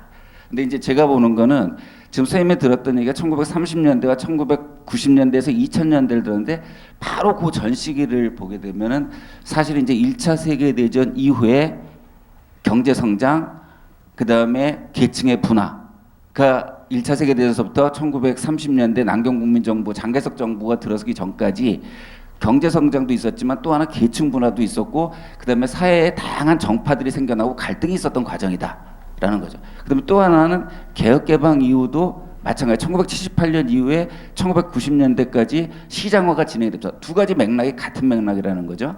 시장화가 진행이 되면서 계층화가 진행이 되고 그다음에 다양한 사회 집단이 생겨버리고 그다음에 그들 간에 다양한 사회 갈등과 그 전망이 달라지는 거죠. 그게 이제 5.4 운동 시기에도 수많은 논쟁으로 나타났던 거고 뭐 문제와 주의 논쟁, 인생관 논쟁, 그다음에 아나볼 논쟁 뭐 이런 등등의 논쟁 뭐로 갈 거냐라는 거죠. 마찬가지로 1970년대에서 80년대 개방을 거치면서 시장화가 되고 자본주의 물결이 들어오면서 사회 분화가 나타나면서 사회의 진로에 대한 수많은 논쟁들이 발생을 하죠. 그게 이제 흔히 중국에서 문화열이라고 이제 하는 방향으로 나타났었는데 이제 그런 것들이 둘 다 또 묘하게 1930년대에는 장개석에 의해서 중국 뭐 본위 문화 중심의 경제 건설론, 그 다음에 이쪽은 나중에 공산당 정권에 의해서 중국 문화 중심의 경제 건설론이라든가 전통 옹호라고 하는 방면으로 정착이 돼버리고 기타 나머지 다양한 그 주장, 사회 전망을 했던 파들이 상대적으로 계속된 분화 속 안에서 약화되는 반면에 전통 문화를 강조했던 계층들은 살아남는다라고 하는 건데 이제 제가 말씀드렸던 이제 뭐 간단한 핵심은 뭐냐면 전인갑 쌤이 그게 확장의 과정으로 본다면 저는 도리어 이게 사회 분화 끊임없는 사회 분화 속 안에서 나타난 그 두려움의 표상이고 그 두려움을 정부 당국이든 누가 막기 위해서 의도된 통제한 과정 속에서 나머지를 눌러버리고 하나를 남겨놓는 과정이 아니냐. 그러니까 국내 통합용이다. 이제 간단하게 말하면 그렇게 생각을 하는 거고 하는 겁니다. 그래서 이제 그 앞의 시기에 사회 분화 계층 과정을 봐야 된다. 국내적 통합이 필요했다라는 거죠. 이제 바로 이런 측면에서 이제 두 번째 질문이 되는데요. 2-2 질문이 이제 오사가 남긴 유산은 도대체 뭐냐.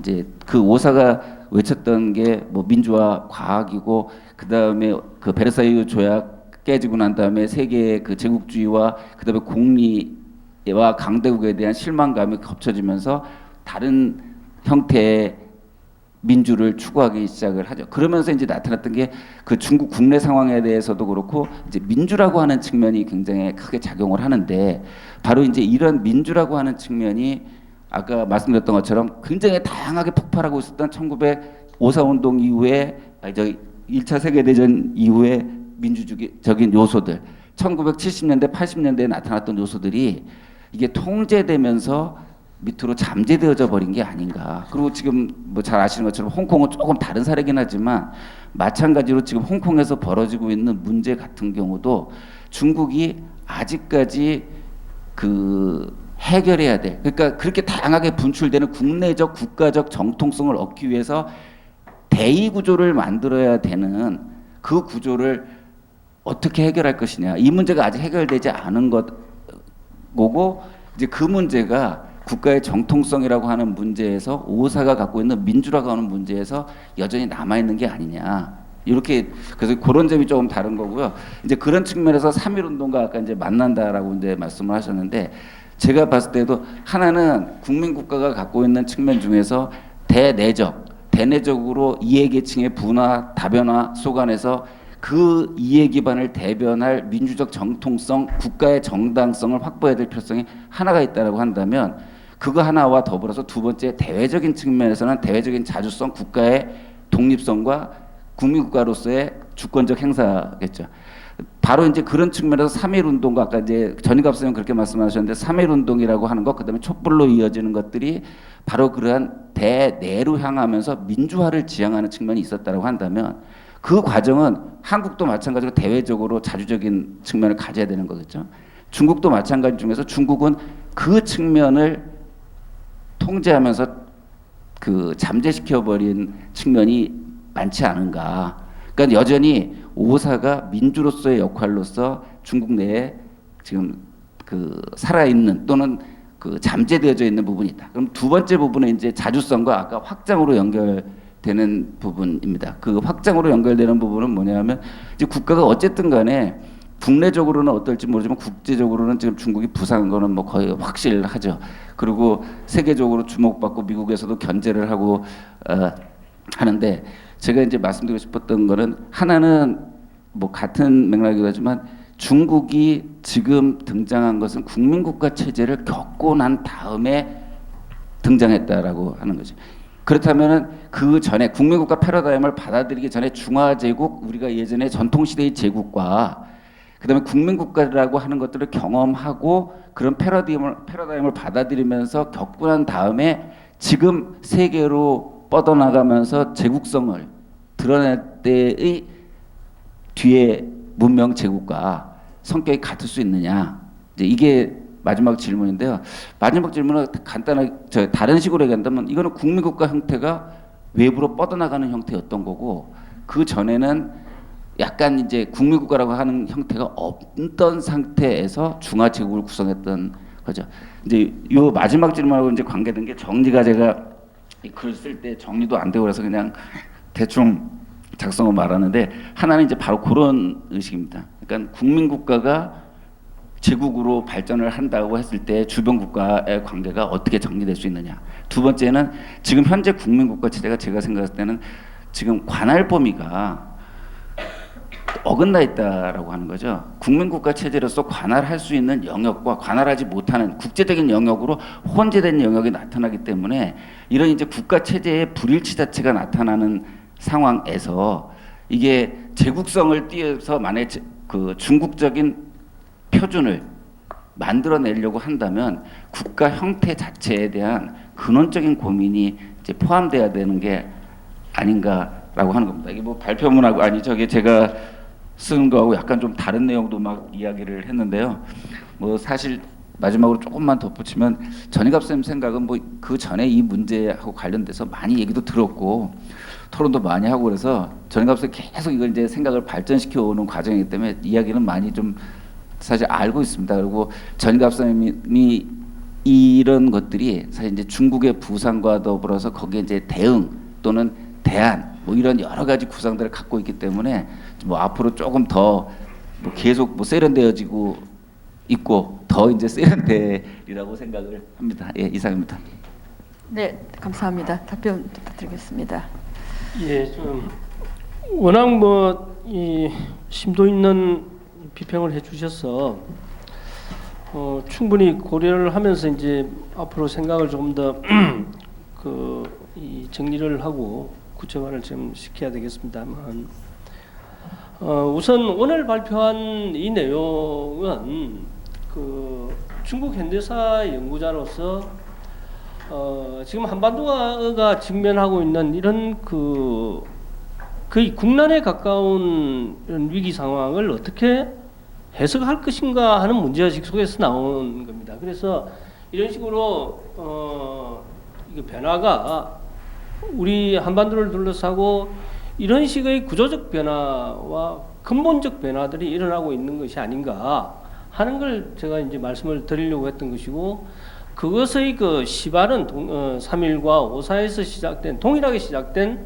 이런 국민국가 건설이라고 하는 이 과정, 그리고 국민국가 패러다임이라고 하는 이 과정이 중국도 그렇고 한반도도 그렇고 하나는 식민지로서 또는 하나는 반식민지 상태에서 모색이 된다고 하는 것인데, 이 부분이 이제 20세기 전체를 통해서 유사한 형태로 이제 진행이 되다가 적어도 제가 보기에는 중국의 경우에는 1990년대 이후로 들어오면서 이러한 어떤 패러다임에 대한 전면적 재검토가 이루어지고 그것이 권력 엘리트, 지식인 엘리트들에 의해서 먼저 시작이 되고 그것이 권력 엘리트들에 의해서 받아들여지면서 새로운 질서 구상, 세계 질서 구상, 문명 구상으로 나아가고 있다고 하는 거죠.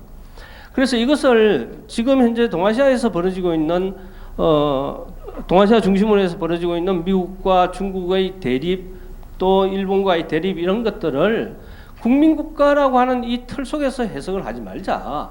이런 틀 속에서 해석하는 것보다는 근본적으로 제국 질서의, 그러니까 패권 질서의 어떤 어떤 새로운 형성 과정에서 이 문제를 좀 보는 것이 필요한 것이 아닌가 하는 게 이제 오늘 발표한 글의 어떤 문제의식입니다. 그게 핵심이고, 그래서 우리가 지금 세계를 바라보는 데 있어서, 그리고 이 위기에 대응하는 데 있어서 소위 이 국민국가 패러다임이라고 하는 이것에서 이 스펙트럼을 통해서 위기를 보고 일본을 평가하고 중국을 평가하고 미국을 평가하는 이 부분은 상당히 재고의 여지가 있다 하는 것을 일단은 좀 말씀을 드리려고 했던 겁니다.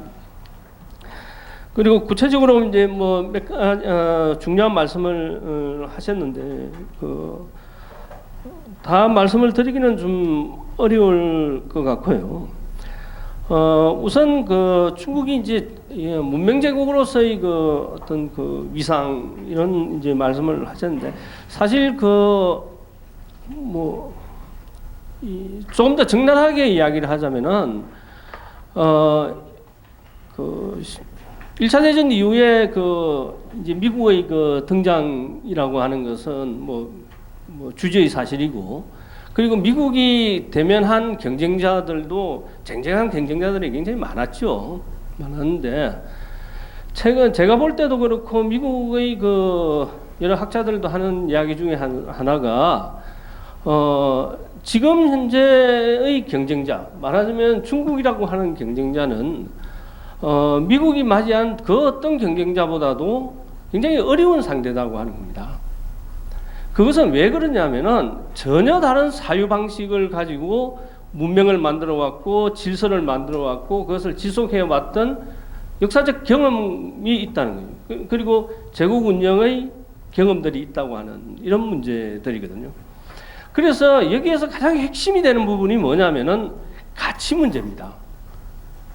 가치 문제인데 중미 간의 대립에서도 가장 문제가 되는 부분은 바로 이 가치 문제인데, 그것은 민주에 대한 평가, 해석, 그 시스템에 대한 해석 이걸 둘러싸고 전혀 다르게 해석을 하는 거예요. 같은 용어를 쓴다고 하더라도 전혀 다르게 해석을 하고 그 전혀 다르게 해석된 그 이념을 가지고 규범을 만들어내고 거기에 독특하게 맞는 시스템과 제도를 만들어내서 운영을 하는 그게 성공적으로 이루어지고 있는 이런 식의 그 형태들을 보인다는 거죠. 그래서 근대의 중국이 맞이한 가장 최대의 위협이라고 하는 것은 제가 보기에는 천하질서의 해체라는 것과 함께 가치의 붕괴였거든요.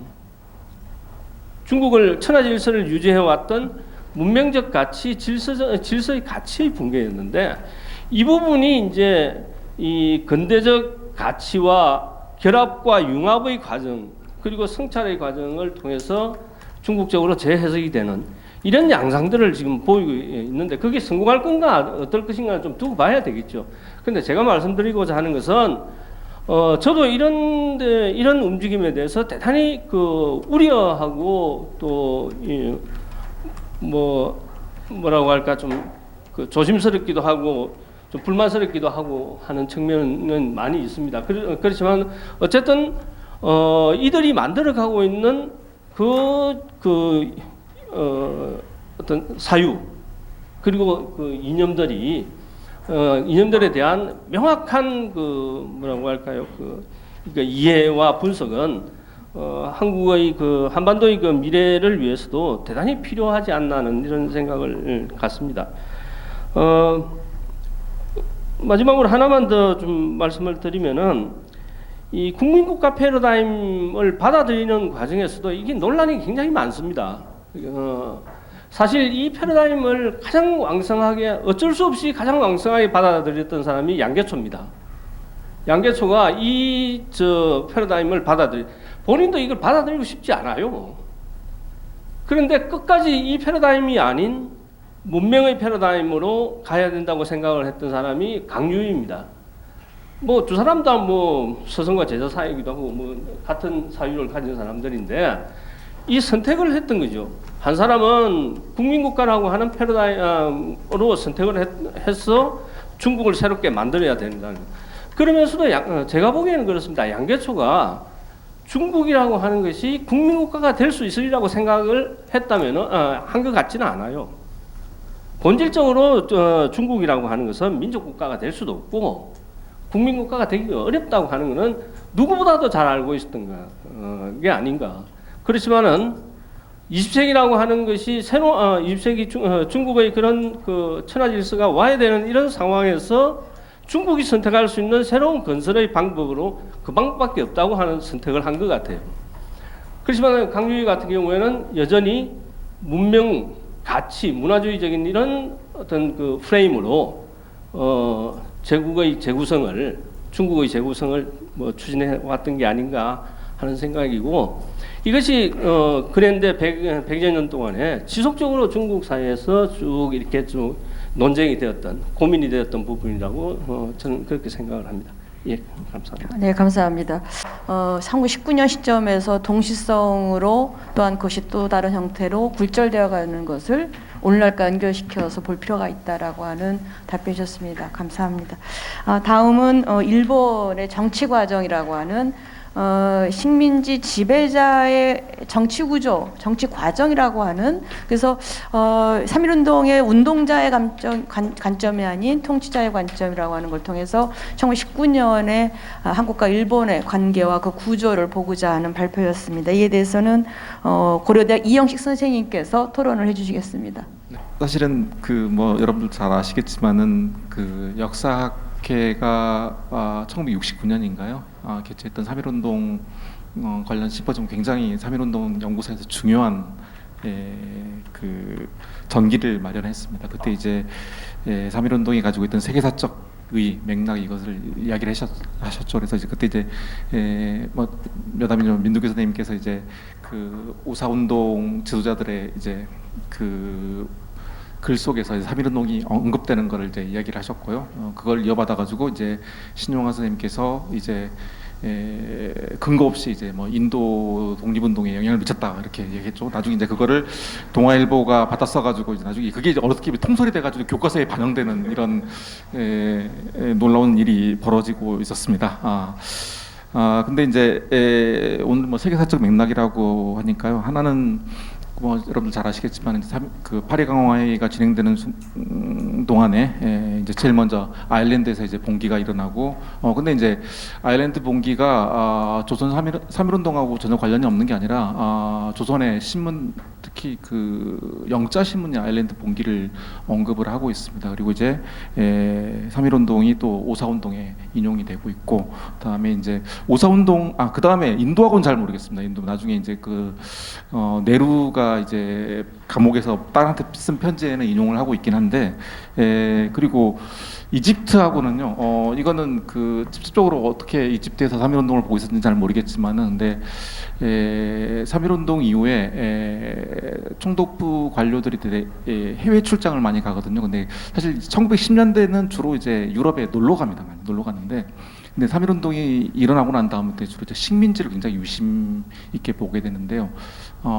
제가 전공했던 오츠카 츠네사부라고 하는 관료가 있는데 이 사람이 이집트에 이제 결국 이제 그 당시 배로 가기 때문에 대부분 다 식민지를 다 거쳐가게 되는 거죠. 그러니까 뭐 인도라든가 뭐 이집트라든가 그런데 이집트에 바로 이제 이 오늘 발표한 그 1919년 혁명을 언급을 합니다. 그래서 역시 이집트도 우리하고 똑같은 상황이다라고 이렇게 그런 언급을 하게 됩니다. 그러면 의미에서 이제 굉장히 어떤 동시성들을 가지고 있지 않나 생각됩니다.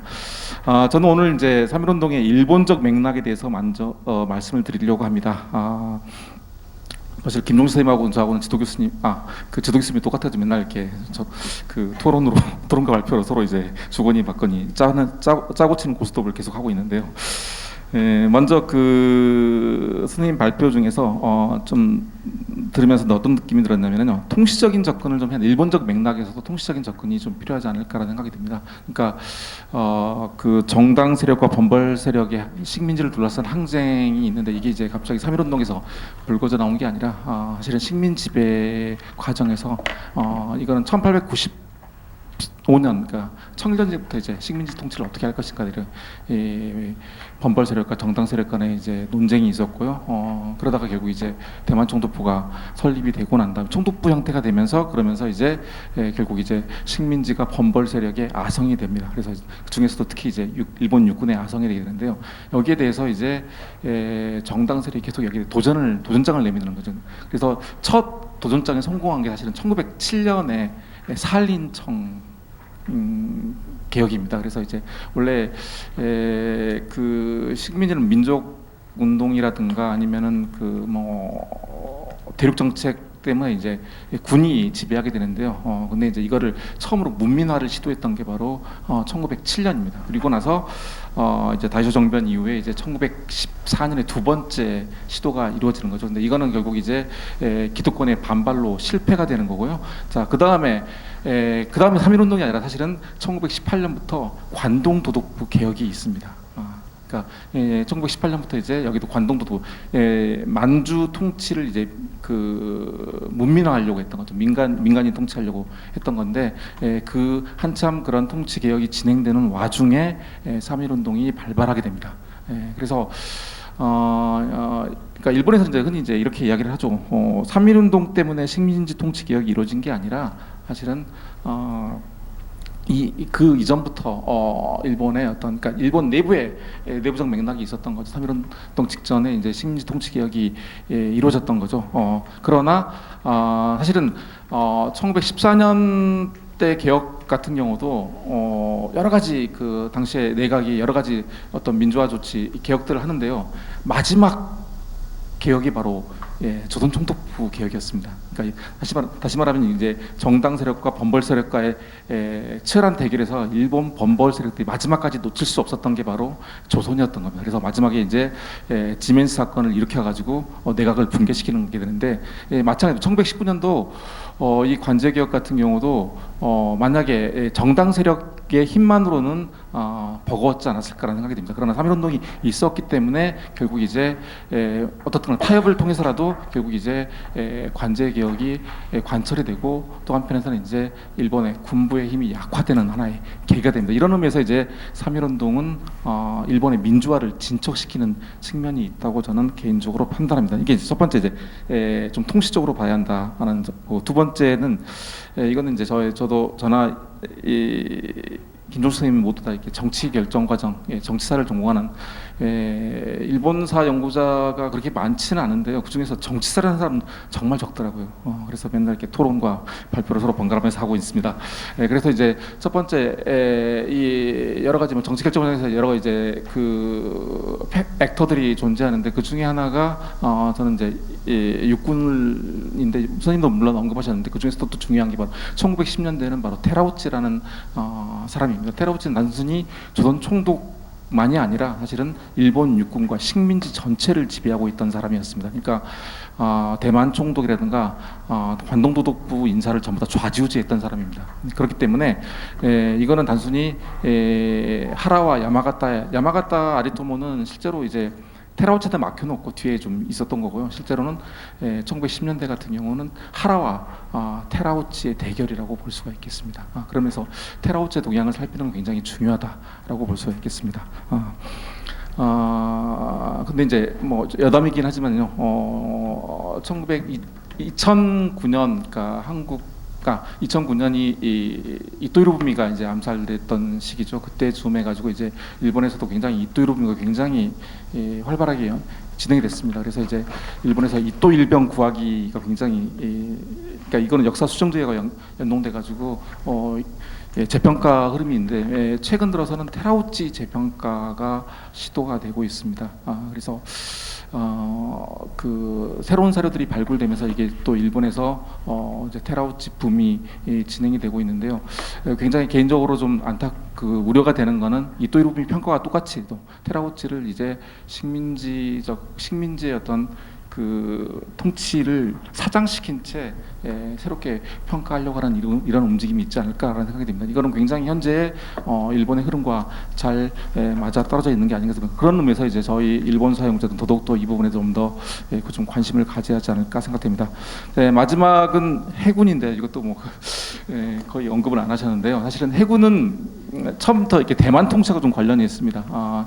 초대 총독이 해군 출신이었고요. 그러다가 근데 이제 해군은 아시다시피 선생님도 언급하셨지만 육군과 굉장히 라이벌 의식을 가지고 있습니다. 근데 이제 대만은 초대 총독만 해군이었고 그다음부터 쭉 이제 일본 육군 그중에서 초슈벌이 지배하고 있었는데요. 초슈벌이 악화되자 그 틈을 타가지고 다시 이제 대만에 진출하려고 합니다. 그게 이제 1914년 언저리인데요. 근데 이제 결국 이제 테라우치가 이거를 막아내긴 하는데 이때부터 이제 해군은 계속 이제 다시 한번 식민지에 재진입하려고 하는 그런 움직임을 보게 됩니다. 그래서 결국은 이제 1919년에 사이토 마코토가 해군 조선 총독이 되는 것은 그런 어떤 일련의 움직임들이 있었던 거고요. 다음에 또 하나 식민지 지배에서 해군 지금까지 많이 좀 무시되고 있었는데 대만 같은 경우는 36년 이후에 다시 해군 출신들이 총독을 하게 되는 거죠. 그러니까 그러면서 이제 뭐 무력 대만 이런 걸 이렇게 캐치프라이즈로 이제 자기의 어떤 아성으로 삼으려고 했던 측면이 있습니다. 그래서 식민지 통치를 생각할 때 해군의 문제도 간과할 수 없다 이렇게 저는 개인적으로 생각합니다. 제가 써야 될 논문을 보충을 너무 잘해 주셔가지고 너무 고맙게 생각을 합니다. 뭐 조금 더 말을 덧대고 좀 제가 여기에서 이야기를 좀 해보고 싶다라는 이야기가 하나 있어가지고 진행시켜서 테라우치의 역할에 대해서는 무척 중요하다고 생각을 하고 뭐 당연히 정치사에서 중요한 역할을 합니다. 근데 이제 제가 펌벌하고 이제 정당 세력을 했는데 이제 펌벌 내에서도 다시 걔네들 내부에서 또 이렇게 갈라지는 것들이 있는데 갈라지는 것들이 가장 이렇게 눈에 확 들어오는 것들이 야마가타하고 카츠라 타로라고 하는 사람, 그러니까 그 한일 합방 시기에 총리 대신을 했던 사람입니다. 그 사람하고 어떤 대립구도, 그러니까 쉽게 말하자면 야마가타로부터 그늘에서부터 벗어나려고 하는 것들이 있고 또 한편으로 생각하면은 야마가타하고 다른 방식으로 이제 펌벌 세력들의 어떤 온전 유지를 하려고 했던, 쉽게 말하자면 또 그러니까 이토 히로부미 방식처럼 새로운 어떤 정당화를 통해서 하려고 했는데 그 사람이 빨리 죽고 나자 이제 테라우치가 카츠라 타로의 그 어떤 역할 속에 들어가게 되는데, 그러다 보니까 카츠라 타로 이후에 이제 테라우치도 일정 정도 뭐 육군과 그리고 조선에서의 어떤 자기의 그 영역들을 가지게 되다 보니까 당연히 또 참 야마가타하고 어떤 대립적인 또 측면들이 있습니다. 근데 그 대립적인 측면에서 야마가타하고 연결되어지는 게 여기 제가 주로 본 게 하라 일기다 보니까 상당히 좀 사료적인 한계가 있지만서도 다나카 기이치라고 하는 하라 내각 시기에 육군 대신을 했던 사람인데, 그 사람 같은 경우에는 그러니까 시기적으로 보면 좀 뭐랄까요, 세대적으로 보면은 야마가타, 테라우치 그 다음 어떤 제너레이션 시기에 해당하는 사람인데, 그 사람이 또 한편으로 힘을 받기 위해서 야마가타하고 이렇게 붙고 하라하고 연결되어지는, 그러다 보니까 끊임없이 이제 뭐랄까요, 테라우치가 힘이 있을 때는 상당히 역할을 했는데 후반부로 넘어오면서 테라우치를 좀 배제하는 부분이 나옵니다. 그래서 그 지금 분명히 이영애 선생님이 말씀하신 부분은 첨가를 하지만 그 부분은 어디까지 있을까라는 부분을 약간 고민을 했던 부분입니다. 그래서 그 부분을 제가 해결하는데 많이 도움이 될 것 같습니다. 그리고 해군 부분 좀 저게 뭐냐, 어디지? 그 어디니? 어디 이야기? 어디? 저기 해군 저기 4.5번 이야기는 충분히 당연히 들어가야 될 이야기라고 생각을 하고요. 그 부분에 대해서는 추가를 할 생각입니다. 그리고 통시적인 접근이라는 것은 저도 어떻게 그 부분을 이렇게 자연스럽게 연결시킬까 하는 부분을 계속 고민을 했던 부분인데, 논문을 완성시키는 데 있어서 중요한 지적을 해주셔서 고맙습니다. 지금까지가 이영 선생님 말씀하신 것 이외에 한국사하고 이제 좀 관련 속에서 보자면은 제가 이렇게 하다 보니까 하라 다카시가 이야기하는, 쉽게 말하자면은 어떤 정치 영역에서 내지 연장을 기본적으로 지향을 했고, 군부 쪽에서는 기본적으로는 어떤 정치적인 내지 연장이라기보다는 국방이라고 하는 자기 어떤 영역 내에서 조선을 위치시키고 거기를 자기의 어떤 영역 안에 계속 이렇게 움켜쥐려고 하는 측면들이 있기 때문에 좀 성격이 다르다고 생각합니다. 근데 정치적인 내지 연장주의하고 그게 식민지 조선에 조금 활성화되어지는 게 20년대인데, 그 시기에 식민지 조선에서 쉽게 말하자면 손바닥을 쳐주는 게 자치주의의 어떤 활성화라는 부분하고 이게 좀 그러니까 제가 아는 것은 하라 내각에서 하라 일기에서 보자면은 하라를 찾아오는 사람들이 물론 친일파도 있지만 또 한편으로는 자치주의적인 어떤 사고방식들을 가지고 있는 사람들이 연결되어지는 그 부분이 무척 제 개인적으로는 한국사하고 좀 더 이렇게 분명히 이쪽에서 쳐주면은 저쪽에서 받아주는 쪽이 계속 있다라는 거죠. 이게 1920년대 그랬는데 아마 그런 맥락들이 뭐 다음에 쭉쭉 뭐 40년대도 있고 60년대 계속 오늘날까지 그런 그걸 뭐 친일파라고도 이야기할 수도 있지만 다른 쪽으로 분명히 이렇게 그렇게 이렇게 손 잡아주는 부분들을 이번 기회에 저는 한번 더 생각을 해보게 되었다는 말씀을 드리겠습니다. 예, 이것으로 마치겠습니다. 네, 감사합니다. 예, 조명근 선생님 발표는 크게 두 가지 점에서 주목할 만하다고 생각합니다. 첫 번째는 20세기 초 세계사의 굴절과 3.1운동이라는 전체 주제의 의미를 한국사 영역에서 살리기 위해 보편으로서 세계 자본주의에 대한 특수 형태인 식민 자본주의의 진화 확장 가운데 3.1운동을 분석하고자 했습니다. 기조발제를 제외한 6편의 발표 가운데 유일한 한국사 분야 논문이기 때문에 각국의 사례들과 어떻게 연결될 것인지 발표자 스스로도 많이 고민했겠다라고 생각했습니다. 고민하셨죠? 두 번째는 이 발표가 머릿말에서 밝힌 것처럼 그동안 좀처럼 눈에 띄지 않던 3.1운동에 대한 경제사적 접근이라는 점입니다. 1989년 70주년 기념 학술회의 이후 3.1운동의 경제적 배경을 취급한 경우는 거의 없었습니다. 아마도 그 시기가 토대상 부구조 등 역사문론적 이해가 유행했던 때였기 때문일 텐데 오히려 최근에는 경제사 연구가 지나치게 좀 소홀한 것이 아닌가 하는 느낌을 갖던 차에 그동안 축적된 연구 성과를 바탕으로 10년대에 경제사회적 토대를 재구성한 점이 인상적이었습니다. 그렇지만 위와 같은 방식으로 3.1운동을 접근한 의의가 있다고 하더라도 논리적으로 좀 몇 가지 어색한 부분 그리고 질문거리가 있어서 아래에 적어봤습니다. 첫 번째는 제국 질서 신구축에 따른 변화와 제국 일본 정책의 상관관계를 어떻게 이해해야 될까, 뭐 이런 부분들에 대한 이해의 필요성들을 좀 한번 생각해봤습니다. 발표자가 1910년대를 바라보는 관점은 식민 권력에 의해 조선의 경제사회 현실이 좌우되었다는 데 있다고 생각됩니다. 1장에서 여러 가지 사례를 통해 설명하고 있는데 일본 자본주의의 순환 체계 내에 편입되었다는 것으로 대표될 수 있으며, 이는 본국의 이익을 위해 식민지 조선이 걸어온 공동체적, 자치적 길이 좌절되는 한편 효율성을 위한 정책적 획일화가 요구되고 조선은 언제든 본국과의 관계에서 포기될 수 있는 존재였음을 밝히는 것입니다. 이와 같은 분석에 거의 동의합니다. 그러나 특히 이 학술회의가 세계사의 굴절을 다루고 있는 만큼 일본의 정책은 일국적 입장보다 제국적 행동으로 좀 확장해서 이해되어야 되는 것이 아닌가 생각합니다. 그랬을 때 가장 중요한 변곡점은 1차 세계대전 전후 상황일 텐데, 발표자께서도 물론 이런 관점을 유지한 대목이 미가 폭등에 대한 설명에서 일부 확인되긴 합니다만, 전후 경제 변동의 여파가 어떻게 조선 경제 정책에 이르게 되는지 보다 좀 상세한 설명이 있어야 하지 않을까 하는 소박한 의문입니다. 또한 이 문제는 3.1운동의 발발 배경과도 연결되는데, 발표자가 명시적으로 밝히진 않았으나 전체적 주장은 일제의 강제적 경제 운용에 의한 저항과 맞닿아 있습니다.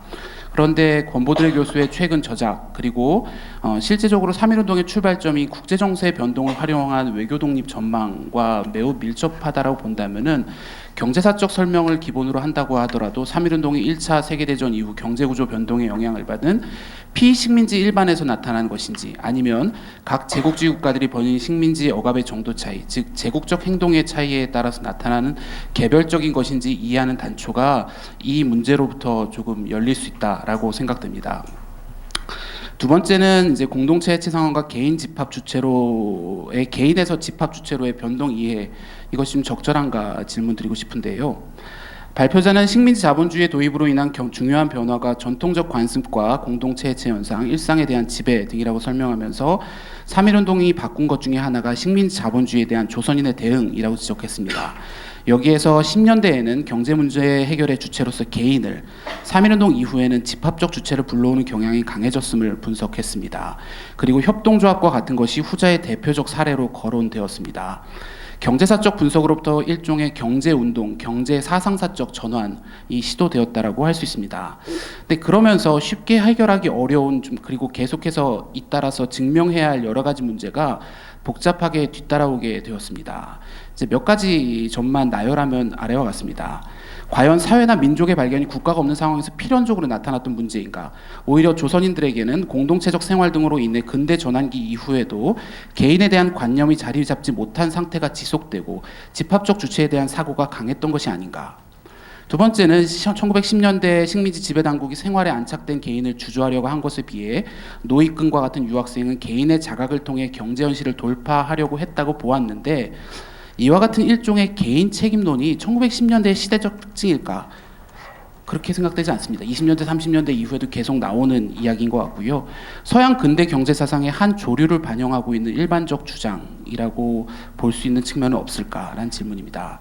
그리고 세 번째로는 협동조합 등 새로운 움직임을 3.1운동의 영향이라고 설명하지만, 이는 전통적 삶의 체계에 대한 희구, 개와 향약의 부활을 이야기를 하기도 하죠. 그리고 3.1운동과 굉장히 유사한 몇 년 사이의 국면에 얽혀 있지만, 3.1운동과 러시아혁명이라고 하는 세계사적 격변을 또 하나의 덩어리로 묶을 수 있을 것인가 라는 문제를 생각해 봐야 될 것 같아요. 러시아혁명 이후 집산화의 경향에 대한 대응 전략의 성격이 짙게 깔린 것이 아닌가 싶습니다. 그래서 이 질문들을 발표자께 다 드리는 것은 아니고, 결국은 이제 문제를 정리해 보면 3.1운동이 식민지 자본주의 아래 살아가는 조선인의 일상 가운데 무엇을 바꾸었는지 그 점을 포착해서 풀어가야 한다는 점입니다.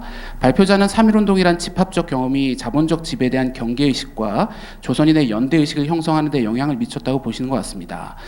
충분히 개연성 있는 설명이지만 집합의식의 성장 과정도 민족이라는 상상, 그리고 국채보상운동 등의 메가 이벤트와 연관성 등도 고려돼야 할 것이며, 발표문에서 사례로 들고 있는 조선 지식인의 경제 사상은 사상이란 게 그렇듯이 다른 어떤 요소보다 복합적 계기로부터 영향을 받으므로 세밀한 주의를 필요로 할 것입니다. 번박하게 다시 정리해서 질문한다면 발표자가 생각하는 3.1운동의 영향 변화는 무엇인가 묻고 싶습니다. 예, 세 번째 문제는 문화 정치의 성격과 관련된 건데요. 발표자께서는 3.1운동 이후 문화정치란 열린 공간의 의미를 식민 권력으로서도 조선인을 협의의 대상으로 삼지 않을 수밖에 없는 상황이 된 것이라고 보셨습니다. 우리 역사를 주체적으로 본다는 관점에서 반드시 필요하고 저 역시도 늘 이와 같이 씁니다만 문화정치의 열린 공간은 일제 지배 아래 조선인의 불만, 저항이 실제로 무르익기도 전에 공개되는 어떻게 보면 속수무책의 시기로 진입이 될 수도 있다는 생각입니다. 즉 문화 정치는 통치의 효율성을 제고하는 데 성공적일 수 있었다는 것이고 3.1운동은 안타깝게도 어쩌면 문화 정치 안에 다시 갇혀버리게 된 것일 수도 있습니다. 발표자께서 3.1운동과 문화 정치 공간을 어떠한 상관관계 가운데 사고하시는지 질문하고자 합니다. 굉장히 어려운 토론이었고 그리고 3.1운동에 대한 워낙 많은 이야기들이 있습니다만 두 가지 점만 소감으로 말씀드린다면은 조명근 선생님도 서두에서 도면회 선생님의 글을 인용해서 여러 층위의 원인이 복합 내재할 수밖에 없는 게 3.1운동이라고 말씀하셨는데 이 부분들이 최근에 많이 의식되고 있는 것은 분명해 보입니다. 근데 어떻게 층위를 설정할 것인가의 문제는 아직까지 잘 풀리지 않은 것 같습니다. 1차 세계대전의 여파, 두 진영으로의 세계의 분열, 일제 통치 정책의 변화 등등이 계속해서 앞과 뒤에 다 붙어 있기 때문입니다. 이 가운데서 제국사적 고민도 뒤따르는 것으로 생각되고 또 한편으로는 세계 냉전 체제의 출발이라고 하는 점도 사상적 운동적으로는 중요하게 사고돼야 될 부분인 것 같습니다. 층위들에 대한 고민이 조명근 선생님 발표 속에서도 조금 더 강화되었으면 좋겠고 저 역시도 계속 고민하고 있는 문제이기도 합니다. 마지막으로는 3.1운동의 긍정적 측면 이외에 부정성을 탐구해 본 적이 있냐라는 질문을 제가 얼마 전에 한 학술회의에서 들었습니다. 이 5.4운동에 대해서 연구를 하고 있었던 베이지대학 중문학과 챔핑위원 교수라는 발표문 토론 장소였었는데요. 인상적이었던 것이 3.1운동이라고 하는 것을 사고할 때도 늘 긍정성이라고 하는 것에 초점을 맞춰왔던 것 같은데 부정성이라고 하는 말보다는 3.1운동이 바꾼 것과 바꾸지 못한 것이라고 하는 점으로 좀 관점을 바꿔보면은 식민지 자본주의에 대한 문제도 결국은 그 내부에서 어떠한 관점이 명확하게 바뀌었다고 하기보다는 장기적으로 본다면은 식민지 자본주의를 점차 내면화하는 방향으로 계속해서 굳어졌던 것은 아닌가. 그러한 한계 같은 것들을 같이 보는 것이 3.1운동의 재조명의 의미에도 의의가 있을 것이라고 생각합니다. 이상입니다. 네, 감사합니다. 조명근 선생님 답변 부탁드립니다. 예, 제가 헤매고 있던 부분들을 아주 정확하게 지적해 주시고 그 다음에 아주 좋은 이제 코멘트를 해주셔서 크게 도움을 받았습니다. 깊이 감사드리고요. 한 가지씩 이제 답변을 드리면 세계사 속에서 이제 보려고 하는 부분들은 제가 조금 쓰다가 사실은 넣지를 못했습니다. 제가 이제 쓰려고 했던 부분을 간단히 말씀드리면 이 시기 이제 그 세계 이제 요즘 이제 하는 말 전지구적 자본주의에서 가장 핵심적인 운영 체제는 사실상 근본위 제도입니다. 1870년부터 1차 세계 대전까지를 이제 그 운영해 왔다라고 일단은 이제 얘기를 하는데 문제는 이제 조선이라고 하는 식민지화가 되고 나서 조선은 세계 자본주의에 어떤 방식으로 연동이 되느냐 직접적으로 되지 않고 항상 일본을 통해서 연동이 되어 있는 그런 시스템이 이제 되는 거죠. 그러니까 통화 체제만 하더라도 그 근본위제라고 하는 것이 이제 조선과 직접 되는 게 아니라 우리는 이제 엔환본위제라고 제가 이제 얘기를 하는데 일본 통화 시스템 속에 종속된 채 이렇게 됩니다. 그러니까 그 세계 자본주의 과정과 이제 접목되는 과정이라고 하는 것은 이제 위계적 구조라고 제가 얘기를 할 수 있는데 종속되어서 들어가는 부분들이 있습니다. 그러니까 이런 것들이 직접적인 변화가 직접 오진 않겠지만 그것이 일본 내 경제적 변동과 연동되어서 다시 조선의 경제와 연동이 되게 돼 있는 그런 시스템입니다. 그래서 세계사적으로 보게 되면 그렇게 돼요. 그런 것들이 결국은 어떤 방식으로 구현이 되냐면 통화 조절, 통화량 조절이라든지 그다음 금리 조절을 통해 가지고 그런 부분들이 사실상은 이루어지고 있고 미국 시장이 통합되었듯이 1910년대 한 중반 정도로 가게 되면 이제 금융시장 특히 금리라고 하는 부분들은 조선의 일본은행에 완전히 종속되어서 거기에 맞춰져서 운용이 돼요.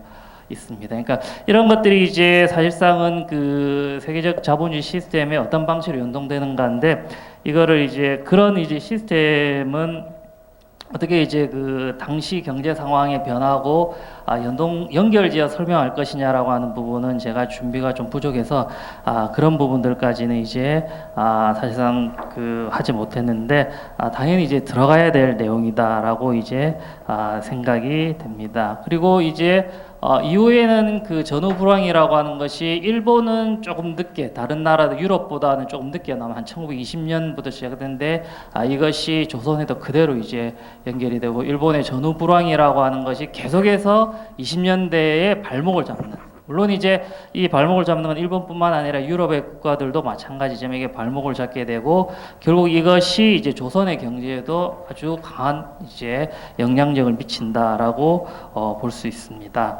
그 다음에 두 번째 이제 질문에 있어서 식민지기 개인의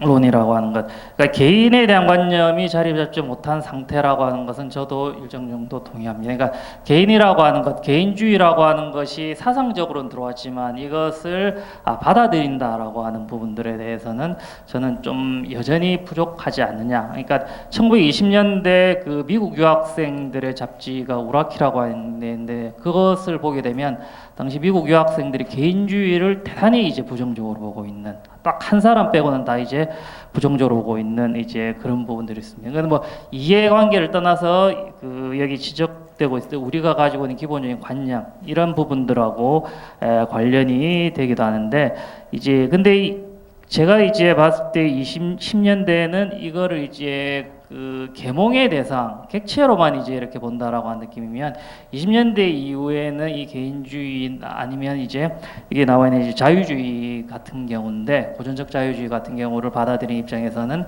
개인을 이제 주체적으로 보려고 하는 입장들이 나옵니다. 이게 다양하게 나오는 동아일보나 이런 부분들은 이제 뭐 굳이 자유주의 안 하더라도 기업가나 자본가를 중심으로 이제 온다든지 이런 것들. 그러니까 이게 역시 국가와 이제 국가도 좀 복잡, 국가의 보호하에서 성장하는 개인과 그렇지 않은 개인, 뭐 이런 방식으로도 이제 될 수 있지 않을까. 그 다음에 서양 근대 경제에서 한 저류를 반영하고 있다라고 하는 것도 10년대 그래서는 모르겠습니다. 제가 이제 확인을 잘한 20년대로 가게 되면 이제 상당히 이런 부분들이 많이 드러납니다. 특히 미국 유학생들을 중심으로 해가지고 신고전학파 경제학이 도입되면서 이들이 이제 결국 단위가 개인이니까 이 개인이라고 하는 부분들이 이제 나오는데, 이 10년대에는 그런 것들이 이제 정치하고 세밀하게 나오느냐라고 했을 때는 좀 그렇지 않은 부분도 있지 않을까라고 생각이 됩니다. 삶의 일상 속에서 무엇을 바꾸었는지라고 하는 부분들을 포착해야 된다라고 하는 게 이제 가장 그 중요한 그 지점 같기도 한데요. 그 이국 간의 역량 변화라고 하는 부분들은 사실 뭐 제가 지금 이렇게 일률적으로 답변하기는 힘들지만 뭐 그 발표문에도 제가 썼지만 느꼈던 것들은 이제 주체로서의 목소리를 이제 내게 되고 내려고 했다라고 하는 부분들. 그러니까 이전에 아니었다라고 하는 게 아니라 이거는 공간들. 이제 그 세 번째 질문하고도 만들어지는데, 이 문화정치 열린 공간이라고 하는 것이 도리어 이제 닫힌 공간으로도 될 수 있다라고도 이제 되고, 그래서 저는 그것이 다층적인 측면이 있지 않을까. 그걸 닫힌 공간으로 받아들이는 사람도 있고 열린 공간으로 받아들여서 그 틈새라도 이렇게 들어가려고 하지 않을까라고 하는 부분들. 그래서 일본에 대고 일본 통치 권력에 대고 뭐 요청한다든지 아니면 국내에 대고 요청한다든지 하는 그런 여러 가지 이제 공간들이 열려지게 되지 않았느냐라고 하는 이제 그런 생각들까지 됩니다. 그리고 마지막에 바꾸지 못한 것을 연구하는 것, 이 부분도 대단히 중요한 이제 시사점을 줄 수 있다라고 생각하고 고민해 보겠습니다. 감사합니다. 예.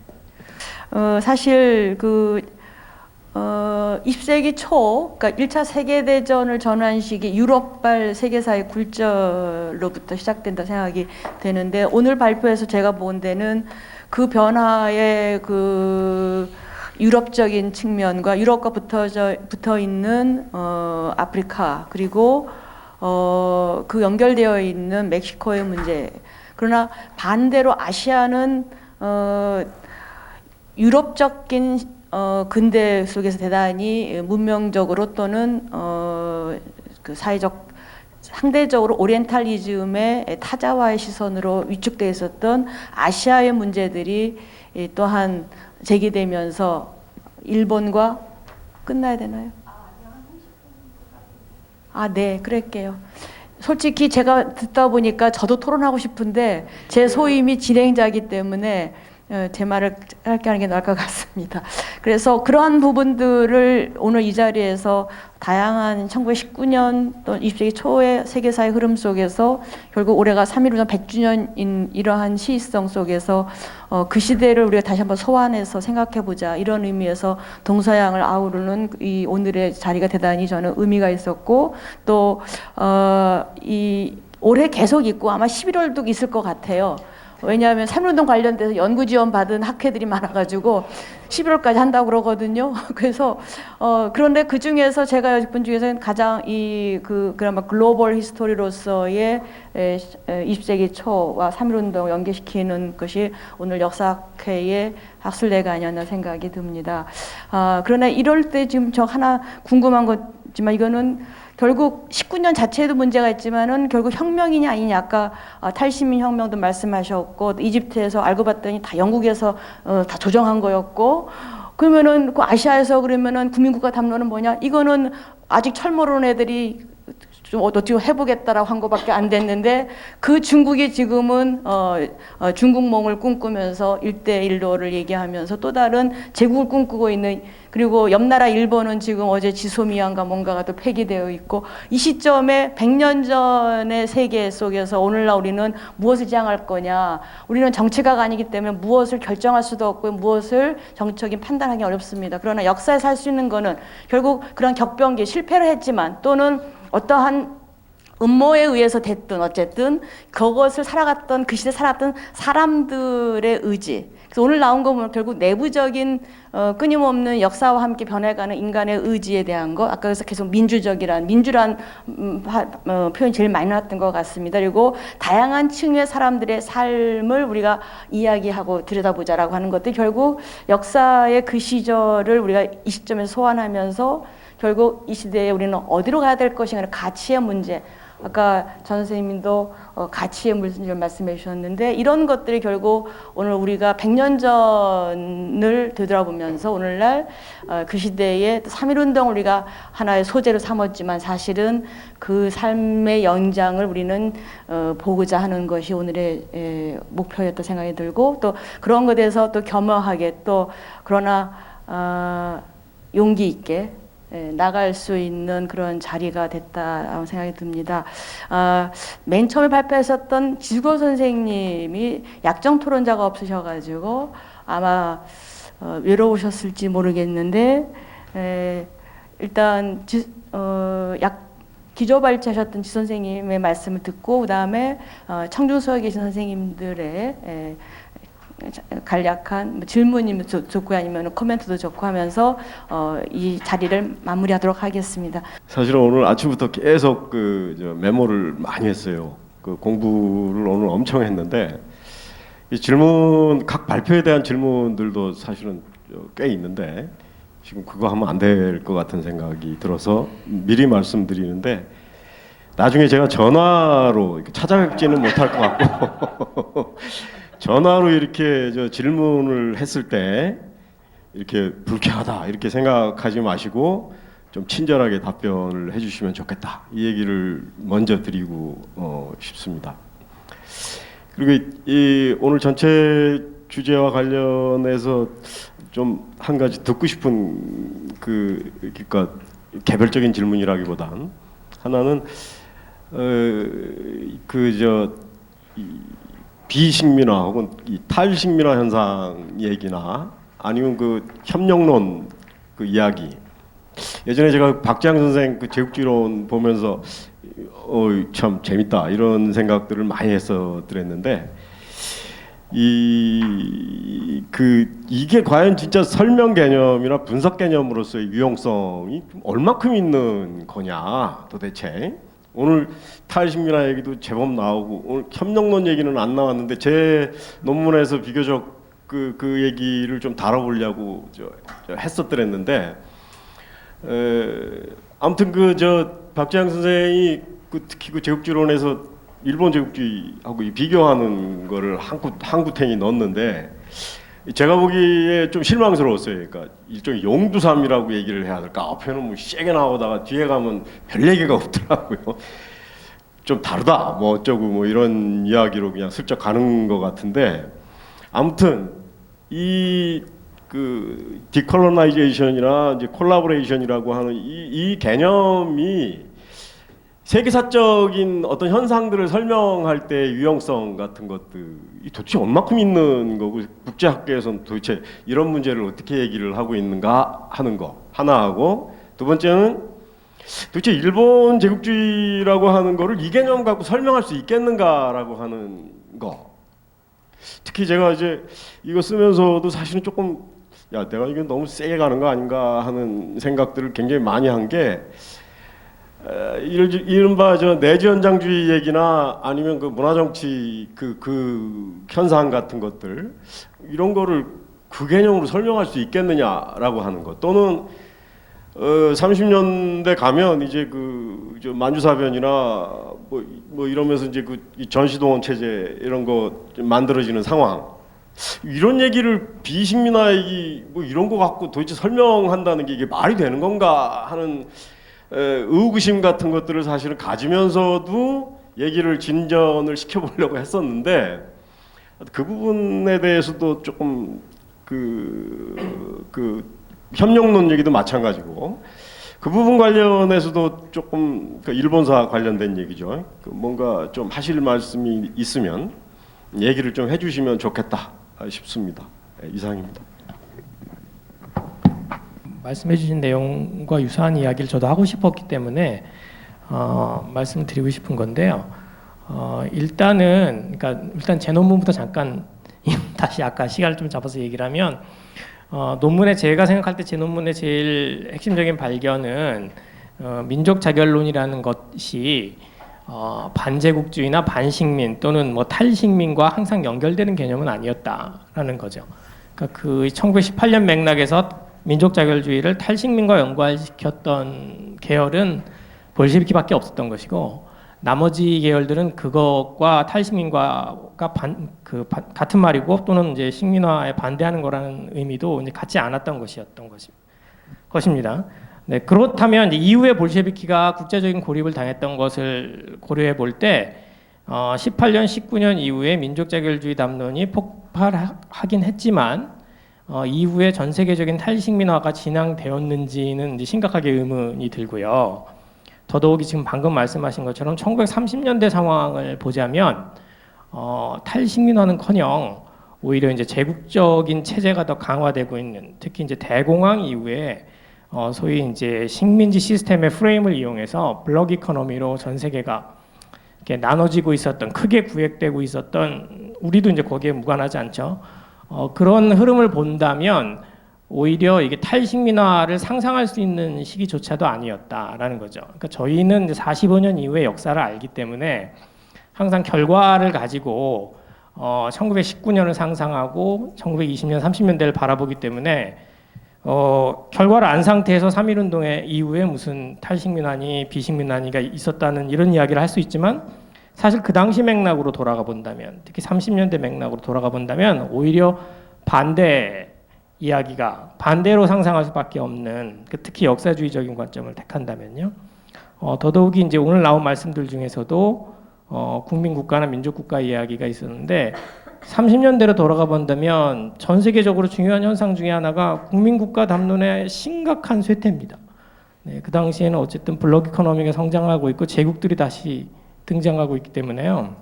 뭐 식민 체제를 겪고 있었던 나라들은 아까 중국 같은 경우나 우리는 여전히 민족 국가라는 개념을 상상했을지 모르지만 당시 전 세계적인 주류는 네이션 스테이트라는 것은 낡은 것이다라는 식으로 흘러가고 있었던 그런 시기였거든요. 이 모든 것을 39년부터 45년 전쟁이 바꾼 거죠. 그리고 그 전쟁 이후에 완전하게 이제 어떤 단절적인 급변이 온 것인데 저희는 어쨌든 결론을 알고 자꾸 이렇게 투영해서 역사를 보기 때문에 오히려 1919년이라는 시점에서의 어떤 역사적 진실과 거리가 더 멀어지고 있는 것은 아닌가 뭐 이런 생각을 해봤습니다. 네, 오늘 그 역사학회 학술대회에서 세계사 속에서의 20세기 전반기와 3.1운동 사실 공부 많이 했던 시간인 것 같고요. 또 역사학회가 갖고 있는 장점인 것 같습니다. 일북사가 아닌 세계사를 얘기할 수 있고 그걸 통해서 각각의 자기 연구 영역에서 자극받고 연구의 새로운 어떤 그 기회를 가질 수 있었던 자리라 생각이 듭니다. 장시간 동안 100년 전 그날을 기억하는 이런 자리 아닌 자리 어떻게 기억할지 모르지만 네, 이렇게 함께해 주신 거에 정말 감사드리고요. 긴 시간 동안에 수고하셨습니다. 수고하셨습니다.